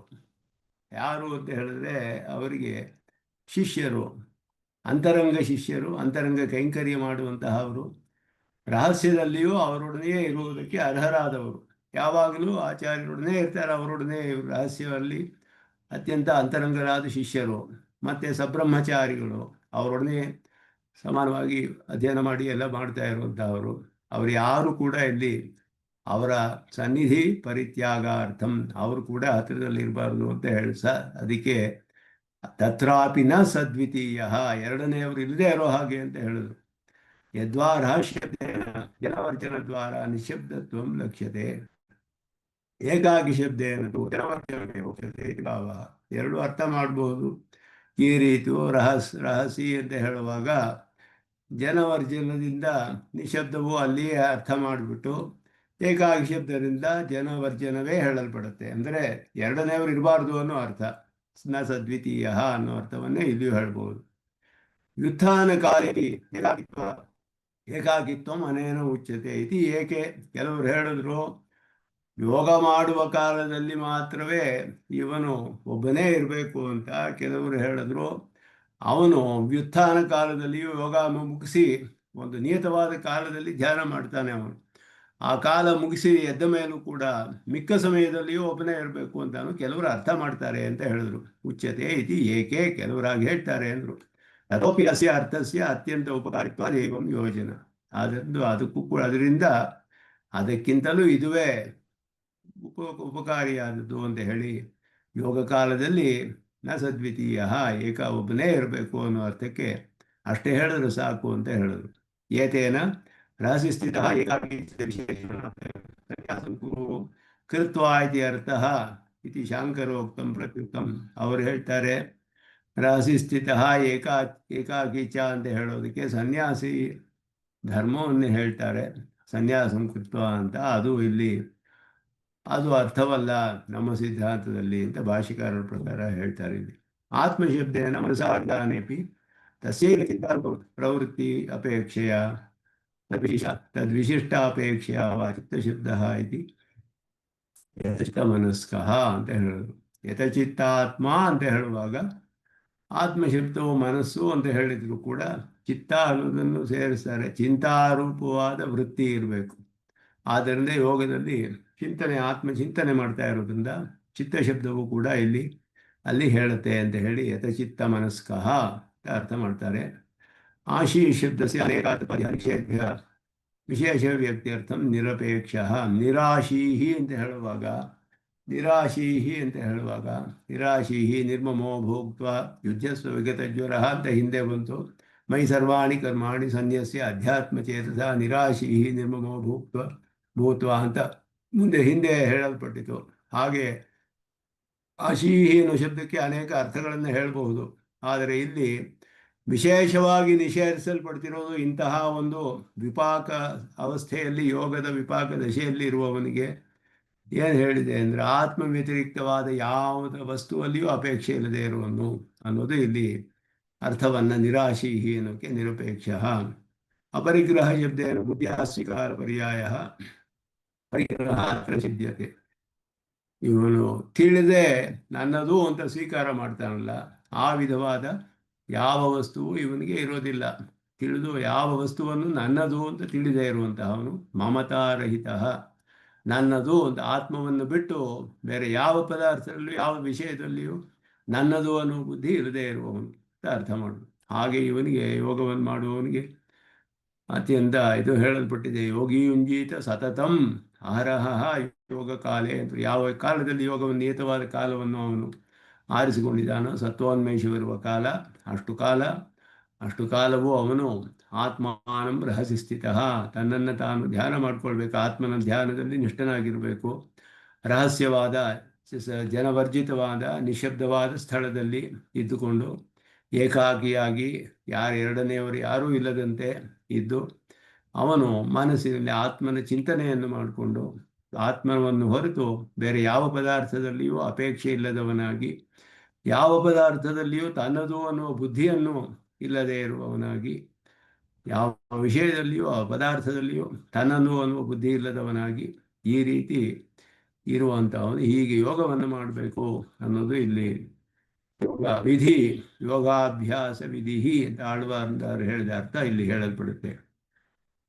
ಅದಾದ್ಮೇಲೆ ಅದುವೇ ಅದಕ್ಕೆ ವಿಶೇಷವಾದ ಅರ್ಥಗಳು ಯೋಗದ ವಿಷಯವೇ. ಶುಚೌದೇಶೇ ಆತ್ಮನಃ, ಅಲ್ಲಿ ಬರೀ ದೇಶ, ಯಾವ ದೇಶದಲ್ಲಿ ಜನವರ್ಧಿತವಾದದ್ದು ನ ಸದ್ವಿತೀಯ ಅದೆಲ್ಲ ಹೇಳಿದ್ರು. ಆ ದೇಶದಲ್ಲಿ ಇದರಲ್ಲಿ ಈಗ ಅದರಲ್ಲಿ ಮತ್ತೆ ಉಪಯುಕ್ತವಾದ ಕೆಲವು ಅಂಶಗಳು ಯೋಗದಲ್ಲಿ ಅವನು ಕುಳಿತುಕೊಳ್ಳುವ ಆಸನ ಮೊದಲಾದ ವಿಷಯಗಳು ಹೇಳಲ್ಪಡುತ್ತೆ. ಸ್ಥಿರಮಾಸನ ಆತ್ಮನಃ ನಾತ್ಯುಚ್ಛ್ರಿತಂ ನಾತಿನಿಕಂ ಚೇಲಾದಿನೋತ್ತರಂ ತತ್ರೈಕಾಗ್ರಮನಕ್ರಿಯ ಉಪವಿಶ್ಯಾಸನೆ ಯೋಗಮಾತ್ಮವಿಶುದ್ಧಯೇ. ಉಪವಿಶ್ಯ ಆಸನೆ ಯುಂಜ್ಯಾತಿ ಯೋಗಮಾತ್ಮವಿಶುದ್ಧಯೇ ಶುಚೌ ದೇಶೆ ಪ್ರತಿಷ್ಠಾಪ್ಯ. ಅದಕ್ಕೆಲ್ಲ ವಿಶೇಷವಾದ ಅರ್ಥ ಭಾಷಿಕಾರರು ಹೇಳ್ತಾರೆ. ಶುಚಿಯಾದ ಪ್ರದೇಶ ಅಂತ ಹೇಳಿದ್ರೆ ಅದಕ್ಕೆ ವಿಶೇಷವಾದ ಅರ್ಥ ಹೇಳ್ತಾರೆ. ಅಶುಚಿ ಕುಶೈ ಅನಧಿಷ್ಠಿತೆ ಅಪರಿಗೃಹೀತೆ ಚ ಅಂತ ಹೇಳಿದ್ರು. ತನ್ನದು ಅಂತ ಅಭಿಮಾನ ಇಲ್ಲದೆ ಇರುವಂತಹ ದೇಶವಾಗಿರಬೇಕು. ಎಷ್ಟೋ ಬಹಳ ಜನ ಹೇಳ್ತಾರೆ, ಹಿಮಾಲಯದಲ್ಲಿ ಒಂದು ಸೈಟ್ ತಗೊಂಡಿದ್ದೀನಿ, ಅಲ್ಲೊಂದು ಮನೆ, ಒಂದು ಆಶ್ರಮ ಕಟ್ಟಿದ್ದೀನಿ, ಅಲ್ಲಿ ಹೋಗಿ ಧ್ಯಾನ ಮಾಡ್ತೀನಿ ಅಂತ ಹೇಳಿ ನನ್ನದು ಅನ್ನೋ ಬುದ್ಧಿ ಬರುತ್ತೆ ಅಲ್ಲಿ. ಹಾಗಿರಬಾರ್ದು ಅಂತ ಹೇಳಿದ್ರು. ಅಪರಿಗೃಹೀತೆ ಅಂತ ಹೇಳಿದ್ರು. ನನ್ನದು ಅನ್ನೋ ಬುದ್ಧಿ ಇಲ್ಲದೆ ಇರುವಂತಹ ಸ್ಥಳ ಆಗಿರ್ಬೇಕು. ಪರೈ ಪುರುಷೈ ಅಶುಚಿಭಿ ಪುರುಷೈ ಅನಧಿಷ್ಠಿತೆ. ಪುರುಷರು ಯಾರು ಆ ಸ್ಥಳಕ್ಕೆ ಯಾರು ಯಜಮಾನರು ಅವರು ಕೂಡ ಶುಚಿಗಳಾಗಿರಬೇಕು. ಅಶುಚಿಯಾದ ಪುರುಷರಿಂದ ಅವರ ಒಂದು ಸ್ಥಳವಾಗಿದ್ದರೆ ಅಲ್ಲಿ ಹೋಗಿ ಮಾಡಬಾರ್ದು. ಶುಚಿಯಾದ ಸ್ಥಳವಾಗಿರಬೇಕು. ಶುಚೌ ದೇಶೆ, ತನ್ನದು ಅಂತ ಅಭಿಮಾನವಿಲ್ಲದೆ ಇರೋ ಹಾಗಿರಬೇಕು. ಅಪರಿಗೃಹೀತೆ, ತನ್ನದಾಗಿರದೇ ಇರಬೇಕು. ಅಂತಹ ಸ್ಥಳದಲ್ಲಿ ಹೋಗಿ ಅಶುಚಿಭಿ ವಸ್ತುಭಿ ಅಸ್ಪೃಷ್ಟೇ ಚ ಪವಿತ್ರಭೂತೆ ದೇಶೇ ಅಂತ ಹೇಳಿದ್ರು. ಅಶುಚಿಭಿ ವಸ್ತುಭಿ ಅಸ್ಪೃಷ್ಟೇ ಚ, ಅಶುಚಿಯಾದ ಪದಾರ್ಥಗಳು ಅಲ್ಲಿ ಇರಬಾರ್ದು, ಅದರ ಸ್ಪರ್ಶವೂ ಇರಬಾರ್ದು. ಅಂತಹ ಒಂದು ಪವಿತ್ರವಾದ ದೇಶದಲ್ಲಿ ಸ್ಥಿರಮಾಸನ ಆತ್ಮನಃ, ಸ್ಥಿರವಾದ ಆಸನವನ್ನು ಮಾಡಿಕೊಂಡು. ಸ್ಥಿರವಾದದ್ದು ಅಂತ ಹೇಳಿದ್ರೆ ಏನು ಅಂದರೆ ಮರ ಮೊದಲಾದವುಗಳಿಂದ ಮಾಡಬೇಕು ಅಂದರು. ದಾರು ಅಂದರೆ ಮರದಿಂದ ಮಾಡಿಸಲ್ಪಟ್ಟ ಒಂದು ಆಸನ, ಅದನ್ನು ಹಾಕ್ಕೊಂಡ್ರೆ ಸ್ಥಿರವಾಗಿರುತ್ತೆ. ನಾತಿ ಉಚ್ಛ್ರಿತಂ ನಾ ಅತ್ಯುಚ್ಛ್ರಿತಂ, ಬಹಳ ಎತ್ತರವಾಗಿರಬಾರ್ದು. ಎತ್ತರವಾಗಿದ್ದರೆ ಕೂತಿದ್ರೆ ಎಲ್ಲಿ ಬಿದ್ದು ಬಿಡ್ತೀವೋ ಏನೋ ಅಂತ ಭಯವೆಲ್ಲ ಉಂಟಾಗುತ್ತೆ. ಹಾಗಿರಬಾರ್ದು. ನಾತಿ ನೀಚಂ, ಬಹಳ ಕೆಳಗಡೆಯೂ ಇರಬಾರ್ದು. ಚೇಲಾಸನಂ ಪ್ರತಿಷ್ಠಾಪ್ಯ, ಚೇಲ ಅಂದರೆ ಬಟ್ಟೆ ಅದರ ಮೇಲೆ ಅಜಿನ ಅಂತ ಹೇಳಿದ್ರೆ ಕೃಷ್ಣಾಜಿನ, ಅದರ ಮೇಲೆ ದರ್ಭೆಗಳು, ಇದನ್ನು ಹಾಕಿ ಅದರ ಮೇಲೆ ಕೂತ್ಕೊಳ್ಬೇಕು ಅಂತ ಹೇಳಿದ್ರು. ಶಂಕರಾಚಾರ್ಯರು ಇದಕ್ಕೆ ವಿರುದ್ಧವಾದ ಕ್ರಮ ಹೇಳ್ತಾರೆ. ಅದಕ್ಕೆ ಮೊದಲು ದರ್ಭೆ, ಅದರ ಮೇಲೆ ಕೃಷ್ಣಾಜಿನ, ಅದರ ಮೇಲೆ ವಸ್ತ್ರ ಅಂತ ಹೇಗಾದರೂ ಮಾಡ್ಬೋದು. ಕೆಲವರು ಆ ರೀತಿ ಯಾವ ನಿಯಮವೂ ಇಲ್ಲ, ಹೇಗೆ ಬೇಕಾದರೂ ಯಾವುದನ್ನು ಯಾವ ಕ್ರಮದಲ್ಲಿ ಬೇಕಾದರೂ ಹಾಕ್ಕೊಳ್ಬೋದು ಅಂತ ಹೇಳ್ತಾರೆ. ಸ್ವಾಮಿ ದೇಶಿಕನ್ ಇದಕ್ಕೆಲ್ಲ ಏನು ವಿಶೇಷವಾದ ಪ್ರಯೋಜನ ಅನ್ನೋದನ್ನು ಹೇಳ್ತಾರೆ. ಮರದ ಮೇಲೆ ಬಟ್ಟೆಯನ್ನು ವಸ್ತ್ರವನ್ನು ಹಾಕಬೇಕು. ವಸ್ತ್ರ ಏನಾಗುತ್ತೆ ಅಂದರೆ ಚಲಿಸಿಬಿಡುತ್ತೆ, ಈ ಕಡೆ ಆ ಕಡೆ ಚಲಿಸುತ್ತೆ. ಆದ್ದರಿಂದ ಚಲಿಸದೇ ಇರೋದಕ್ಕೋಸ್ಕರ ಅದರ ಮೇಲೆ ಕೃಷ್ಣಾಜಿನವನ್ನು ಹಾಕಬೇಕು. ಅದರ ಮೇಲೆ ದರ್ಭೆಯಿಂದ ಶುಚಿತ್ವವು ಶುದ್ಧಿ ಉಂಟಾಗುತ್ತೆ, ಮತ್ತು ಸತ್ವೋನ್ಮೇಷವೂ ಉಂಟಾಗುತ್ತೆ. ಇದೆರಡು ಕಾರಣದಿಂದ ದರ್ಭೆಯನ್ನು ಹಾಕ್ಕೊಂಡು ಕೂತ್ಕೊಳ್ಬೇಕು ದರ್ಭಾಸನದಲ್ಲಿ. ಹೀಗೆ ಚೇಲಾಜಿನ ಕುಶೋತ್ತರಂ ಆಸನಂ ಪ್ರತಿಷ್ಠಾಪ್ಯ ತಸ್ಮಿನ್ ಮನಃ ಪ್ರಸಾದಕರೇ ಸಾಪಾಶ್ರಯೇ ಉಪವಿಶ್ಯ. ಭಾಷಿಕಾರರು ವಿಶೇಷವಾಗಿ ಹೇಳೋದು, ಪ್ರಸಾದಕರೇ ಸಾಪಾಶ್ರಯ ಅಂದರೆ ಬೆನ್ನಿಗೆ ಒಂದು ಆಲಂಬನೆ. ಬೆನ್ನಿಗೆ ಆಲಂಬನೆ ಇಲ್ಲದೆ ಹೋದರೆ ನೆಟ್ಟಿಗೆ ಕೂತ್ಕೊಳ್ಳೋದ್ರಲ್ಲಿಯೇ ಇವನು ಪ್ರಯತ್ನ ಪಡ್ತಾ ಇರ್ತಾನೆ. ಮನಸ್ಸೆಲ್ಲ ಆ ಕಡೆ ಈ ಕಡೆ ಹೋಗುತ್ತೆ. ಆದ್ದರಿಂದ ಹೊರಕೊಳ್ಳೋಕ್ಕೊಂದು ಬೆನ್ನಿಗೆ ಏನಾದರೂ ಆಲಂಬನೆ ಇರಬೇಕು. ಆಲಂಬನೆ ಇದ್ದರೆ ಆಗ ಸುಖವಾಗಿ ಕೂತ್ಕೊಂಡು ಮಾಡಬಹುದು ಯೋಗವನ್ನು. ಆದ್ದರಿಂದ ಭಾಷಿಕಾರರು ಹೇಳುವಂಥ ಇದು ಸಾಪಾಶ್ರಯ ಅಂತ ಹೇಳಿದ್ರೆ ಬೆನ್ನಿಗೆ ಆಲಂಬನೆ. ಉಪವಿಶ್ಯ ಉಪವಿಶ್ಯ ಕೂತ್ಕೊಂಡೇ ಮಾಡಬೇಕು ಅದನ್ನು. ಆಸೀನಃ ಸಂಭವಾತ್ ಅಂತ ಬ್ರಹ್ಮಸೂತ್ರದಲ್ಲಿ ಹೇಳ್ತಾರೆ. ನಡೆದುಕೊಂಡು ಮಲ್ಕೊಂಡು ಎಲ್ಲ ಯೋಗ ಮಾಡೋಕ್ಕಾಗೋದಿಲ್ಲ, ಕುಳಿತೇ ಮಾಡಬೇಕು. ಆಸೀನ ಸಂಭವಾತ್. ಹಾಗೆಯೇ ಇಲ್ಲಿ ಉಪವಿಶ್ಯ ಯೋಗೈಕಾಗ್ರಮಕೃತ್ವ, ಯೋಗದಲ್ಲಿ ಏಕಾಗ್ರವಾದ ಮನಸ್ಸನ್ನು ಹೊಂದಿ ಯಥಚಿತ್ತೇಂದ್ರಿಯ ಕ್ರಿಯ ಸರ್ವಾತ್ಮನ ಉಪಸಂಹರಿತೇಂದ್ರಿಯ ಕ್ರಿಯ, ಎಲ್ಲ ಇಂದ್ರಿಯಗಳು ಮನಸ್ಸು ಮೊದಲಾದದ್ದೆಲ್ಲವನ್ನು ಕೂಡ ಉಪಸಂಹಾರ ಮಾಡಿಕೊಂಡು ಎಲ್ಲ ವಿಧದಲ್ಲಿಯೂ ಆತ್ಮವಿಶುದ್ಧಯೇ. ಆತ್ಮವಿಶುದ್ಧಿ ಅಂದರೆ ಏನು? ಆತ್ಮನು ಪರಿಶುದ್ಧವಾದ ಪದಾರ್ಥ ಅಲ್ಲ. ಅದಕ್ಕೆ ಏನು ಶುದ್ಧಿ ಅಂತ ಹೇಳಿದ್ರೆ ಬಂಧ ನಿವೃತ್ತಯೇ ಅಂದ್ರೆ ಬಂಧವೇ ಅದಕ್ಕೆ ಅಶುದ್ಧಿ. ಸಂಸಾರ ಬಂಧವೇ ಅಶುದ್ಧಿ ಆತ್ಮನಿಗೆ. ಆತ್ಮವಿಶುದ್ಧಯೇ ಯುಂಜಾದ್ ಯೋಗಂ ಆತ್ಮವಿಶುದ್ಧಯೇ. ಆತ್ಮನಿಗೆ ಶುದ್ಧಿ ಏನು ಅಂದರೆ ಸಂಸಾರದಿಂದ ಬಿಡುಗಡೆ. ಆ ಒಂದು ದೃಷ್ಟಿಯಲ್ಲಿಯೇ ಮಾಡಬೇಕು ಇವನು. ಯೋಗಂ ಯುಂಜ್ಯಾತ್ ಆತ್ಮಾವಲೋಕನಂ ಕುರ್ವೀತ. ಹೀಗೆ ಕುಳಿತು ಆತ್ಮಾವಲೋಕನವನ್ನು ಮಾಡಬೇಕು ಅವನು ಅಂತ ಹೇಳಿದೆ ಯೋಗಿಗೆ. ಇದು ವಿಶೇಷವಾಗಿ ಇಲ್ಲಿ ಇವಾಗ ಬಾಹ್ಯೋಪಕರಣ ನಿಯಮ ಮಹಾಶ್ಲೋಕ. ಬಾಹ್ಯೋಪಕರಣಗಳ ವಿಷಯಗಳಲ್ಲಿ ನಿಯಮವನ್ನು ಈ ಎರಡು ಶ್ಲೋಕಗಳಲ್ಲಿ ಹೇಳಲ್ಪಡುತ್ತೆ. ಶುಚಿ ಶಬ್ದ ಸಂಸರ್ಗಜಂ ಸ್ವಾಭಾವಿಕಂ ಚ ಅಶುಚಿತ್ವಂ ನಿವರ್ತಯತಿ. ಎರಡು ವಿಧವಾದ ಅಶುಚಿಗಳು. ಒಂದು ಸಂಸರ್ಗ, ಅಶುಭಿಹಿ ಅಶುಚಿಭಿಹಿ ವಸ್ತುಭಿಹಿ ಅಸ್ಪೃಷ್ಟೇ. ಸಂಸರ್ಗ ಈ ರೀತಿ ಇರೋದು ಸ್ವಾಭಾವಿಕವಾಗಿ ಅಶುಚಿಯಾದ ಪುರುಷರಿಂದ ಆಗದೇ ಇರುವಂಥದ್ದು. ಸ್ವಾಭಾವಿಕಂ ಅಂತ ಹೇಳಿದ್ರು ಅಪರಿಗೃಹೀತವಾದದ್ದು, ಮಮತಾರಹಿತವಾದದ್ದು. ಅಶುಚಯ ಪುರುಷ ಪಾಷಂಡಿಪತಿತಾದಯ, ಪತಿತರು ಪಾಷಂಡಿಗಳು ಇವರದೆಲ್ಲ ಮಾಡಬಾರ್ದು. ಒಂದು ಅನಧಿಷ್ಠಿತ ಅಪರಿಗೃಹೀತೆ ಚ ಇತಿ. ಅಧಿಷ್ಠಾನ ಸಂಸರ್ಗ. ಬೇರೆಯವರು ಅದಕ್ಕೆ ನಿರ್ವಾಹರಾಗಿರ್ತಾರೆ, ಅವರು ಅಶುಚಿಗಳಾಗಿದ್ದರೆ ಅಂತಹ ಸ್ಥಾನದಲ್ಲಿ ಹೋಗಿರಬಾರ್ದು. ಪರಿಗ್ರಹ ನನ್ನದು ಅನ್ನೋ ಅಭಿಮಾನ ಇರಬಾರ್ದು. ನನ್ನದೇ ಒಂದು ಸ್ಥಳವಿದೆ, ಅಲ್ಲಿ ಹೋಗಿ ಯೋಗ ಮಾಡ್ತೀನಿ ಅಂತ ಹೇಳಿದ್ರೆ ಅದು ಹಾಗೆ ಇರಬಾರ್ದು ಅಂತ. ಅಪರಿಗ್ರಹ ಬಹಳ ಪ್ರಧಾನವಾದದ್ದು ಯೋಗದಲ್ಲಿ. ಶುಚಿ ಶಬ್ದ ಶಾಸ್ತ್ರ ಪವಿತ್ರಭೂತೆ. ಬೇರೆ ಶಾಸ್ತ್ರಗಳಲ್ಲಿ ಹೇಳಿದ ಶುಚಿ, ಶಾಸ್ತ್ರದಲ್ಲಿ ಹೇಳಲ್ಪಟ್ಟ ಶೋಧಕತ್ವವು ಪವಿತ್ರಭೂತೆ ದೇಶೆ ಅಂತ ಹೇಳಿ, ಪವಿತ್ರವಾದ ದೇಶ ಅಂತ ಕಡೆಗಳಲ್ಲಿ. ಇಲ್ಲಿ ಚಿಪ್ ಪ್ರತ್ಯಯರಹಿತ ಪ್ರಯೋಗ, ಸ್ವತಃ ಶುದ್ಧಿ ಉಕ್ತ. ಇಲ್ಲಿ ಪವಿತ್ರ ಭೂತೆ ಅಂತ ಹೇಳುವಾಗ ಪವಿತ್ರ ಮಾಡಲ್ಪಟ್ಟದ್ದು ಅಂತ ಅರ್ಥವಲ್ಲ, ಪವಿತ್ರ ಮಾಡಲ್ಪಟ್ಟ ಸ್ಥಳ ಅಂತ ಅರ್ಥವಲ್ಲ. ಸ್ವಾಭಾವಿಕವಾಗಿಯೇ ಪವಿತ್ರವಿರುವಂಥದ್ದು. ಆದ್ದರಿಂದ ಪವಿತ್ರೀಕೃತಂ ಅಂದರೆ ಪವಿತ್ರವಲ್ಲದ್ದು, ಪವಿತ್ರ ಮಾಡಲ್ಪಟ್ಟದ್ದು ಅನ್ನುವಾಗ ಚ್ವಿಪ್ ಪ್ರತ್ಯಯ ಅಂತ ಬರುತ್ತೆ. ಅದರಲ್ಲಿ ಅದಕ್ಕೆ ಯಾವುದಿಲ್ವೋ ಆ ರೂಪವನ್ನು ಉಂಟು ಮಾಡುತ್ತೆ, ಅದಕ್ಕೆ ಚ್ವಿಪ್ ಪ್ರತ್ಯಯ ಅಂತ ಬರುತ್ತೆ ವ್ಯಾಕರಣದಲ್ಲಿ. ಅದಿಲ್ಲ ಇದರಲ್ಲಿ. ಪವಿತ್ರ ಭೂತೆ ಅನ್ನೋದು ಸ್ವಾಭಾವಿಕವಾದ ಪವಿತ್ರತೆಯನ್ನು ಹೊಂದಿರುವ ಸ್ಥಳ ಅಂತ ಅರ್ಥ. ಅಂತಹ ಸ್ಥಳದಲ್ಲಿ ನಾತ್ಯುಚ್ಛಿತಂ ನಾತಿ ನೀಚಂ ಇತ್ಯಾದಿ ದೃಷ್ಟ ಸೌಕರ್ಯಾರ್ಥಂ. ಇದೆಲ್ಲ ಲೋಕದಲ್ಲಿ ಕಂಡಿರುವಂಥದ್ದೇ ಸೌಕರ್ಯ. ತುಂಬ ಎತ್ತರವಾಗಿರೋದು, ತುಂಬ ಕೆಳಗಡೆ ಇರೋದು ಹೀಗಿರಬಾರ್ದು ಅಂತ ಹೇಳಿ. ಸ್ಥಿರತ್ವ ಧಾರವಾದಿ ನಿರ್ಮಿತತ್ವಾತ್. ಮರಗಳಿಂದ ಮಾಡಿದ್ದು ಸ್ಥಿರವಾಗಿರುತ್ತೆ. ಕಶ್ಚಿತ್ ಭಾಷ್ಯ ಪಾಠ. ಕೆಲವು ಕಡೆ ಇದನ್ನು ವಿರುದ್ಧವಾಗಿ ಬೇರೆ ಕ್ರಮದಲ್ಲಿ ಹೇಳ್ತಾರೆ. ತಥಾ ಸತಿ ಮಂತವ್ಯಂ. ಹಾಗೆ ಹೇಳಿರೋದ್ರಿಂದ ಅದರಲ್ಲಿ ಮೃದುವಾಗಿರುವ ಪದಾರ್ಥಗಳು ಮೇಲೆ ಇರುವ ಹಾಗೆ, ಕುಶವನ್ನು ಅಡಿಯಲ್ಲಿ ಹಾಕಿ ಅದರ ಮೇಲೆ ಕೃಷ್ಣಾಜಿನ ಅದರ ಮೇಲೆ ವಸ್ತ್ರ ಹಾಕಿದರೆ ಒಂದಕ್ಕಿಂತ ಒಂದು ಇನ್ನೂ ಮೃದುವಾಗಿರುತ್ತೆ. ಆ ಕಾರಣದಿಂದ ಹಾಗೆ ಆ ಕ್ರಮ ಹೇಳಿದೆ ಅಂತ ಹೇಳಿ ನೀವು ತಿಳ್ಕೊಳ್ಬೇಕು ಅಂತ ಹೇಳಿದ್ರು. ವಿಪರೀತೋತ್ರ ಕ್ರಮಃ ಚೇಲಾದೀನ ಮಿತಿ ಚ ಶಾಂಕರಂ. ಶಂಕರ ಭಾಷ್ಯದಲ್ಲಿ ಇದು ವಿಪರೀತ ಕ್ರಮ ಅಂತಲೇ ಹೇಳಿದ್ದಾರೆ ಭಾಷ್ಯದಲ್ಲಿ. ಕೇಚಿತ್ತು ಅವ್ಯವಸ್ಥಿತ ಕ್ರಮತ್ವ ಮೂಚುಹು. ಕೆಲವರು ಹೇಳಿದ್ರು ಇದರಲ್ಲಿ ಯಾವ ವ್ಯವಸ್ಥೆಯೂ ಇಲ್ಲ, ಯಾವ ಕ್ರಮದಲ್ಲಿ ಹೇಗೆ ಬೇಕಾದ್ರೆ ಹಾಕ್ಕೋಬೋದು. ಕೃಷ್ಣಾಜಿನ ಹಾಕಿ ಅದರ ಮೇಲೆ ದರ್ಬೆ ಹಾಕಿ ವಸ್ತ್ರ ಹಾಕ್ಕೊಳ್ಳಿ, ಅಥವಾ ವಸ್ತ್ರ ಹಾಕಿ ದರ್ಬೆ ಹಾಕಿ ಕೃಷ್ಣಾಜಿನ ಯಾವ್ದು ಬೇಕಾದ್ರೆ ಹಾಕ್ಕೊಳ್ಳಿ, 3 ಪದಾರ್ಥಗಳು ಇರಬೇಕು ಅಂತ ಅರ್ಥ. ಹಾಗೆ ಹೇಳಿದ್ರು. ಆ ಥರನೂ ಹೇಳಿದ್ದಾರೆ ಕೆಲವರು ಅಂತ ಹೇಳ್ತಾರೆ.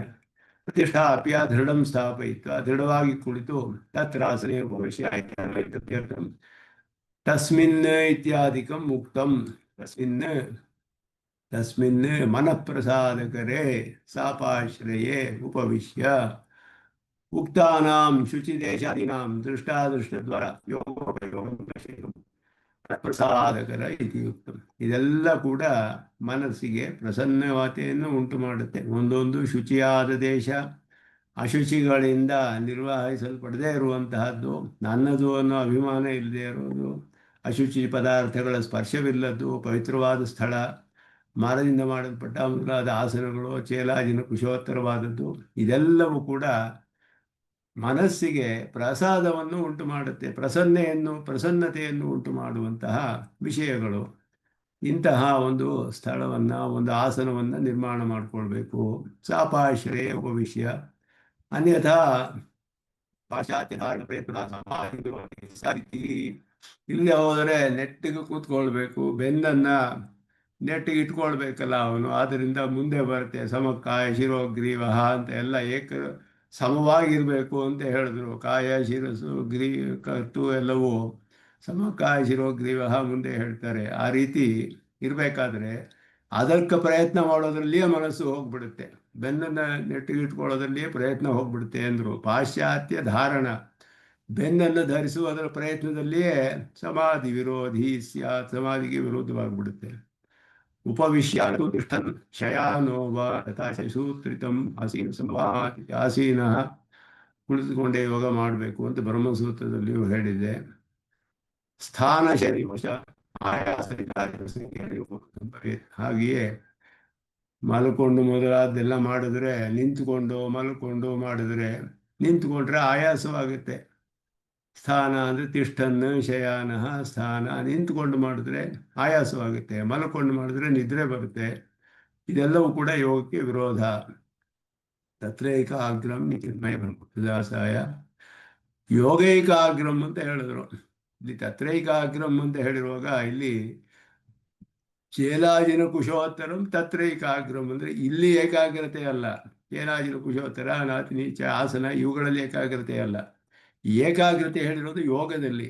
ಆದ್ದರಿಂದ ಇಲ್ಲಿ ಯೋಗದಲ್ಲಿ ಏಕಾಗ್ರತೆ ಅನ್ನೋದನ್ನು ಯೋಗೈಕಾಗ್ರಂ ಇತಿ ಉಕ್ತಂ ಅಂತ ಹೇಳಿ, ಯೋಗದಲ್ಲಿ ಏಕಾಗ್ರತೆ ಅವನಿಗೆ ಇರಬೇಕು ಅಂತ ಹೇಳಿಬಿಟ್ಟು, ಅದು ಮುಂದೆ ಇನ್ನೊಂದು ಸ್ವಲ್ಪವಿದೆ, ಇದರಲ್ಲಿ ಸ್ವಲ್ಪ ಭಾಗ ಇದೆ ಯೋಗದಲ್ಲಿ.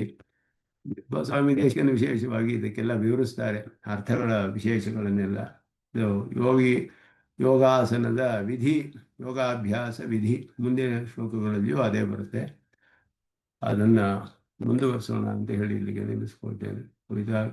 ಮುಚ್ಚಿದ ಪದಾಂಬುಜಯುಗ್ಮರುಕ್ಮ್ಯಾಮೋಹತಸ್ಥರಿತರಾಣಿ ತನಾಯ ಮೇನೆ ಸ್ಮದ್ಗುರು ಭಗವತೋ ಶ್ರೀ ಗೋವಿಂದೋ ರಾಮಾನುಜಸ್ಯರಣೋ ಕವಿತಾರ್ಕಿಕಸಿಂಹಾಯ ಕಲ್ಯಾಣ ಗುಣಶಾಲಿನೇ ಶ್ರೀಮತೆ ವೆಂಕಟೇಶಾಯ ವೇದಾಂತ ನಿರ್ಮಾಂತ ಮಹಾದೇಶಾಯ ನಮಃ.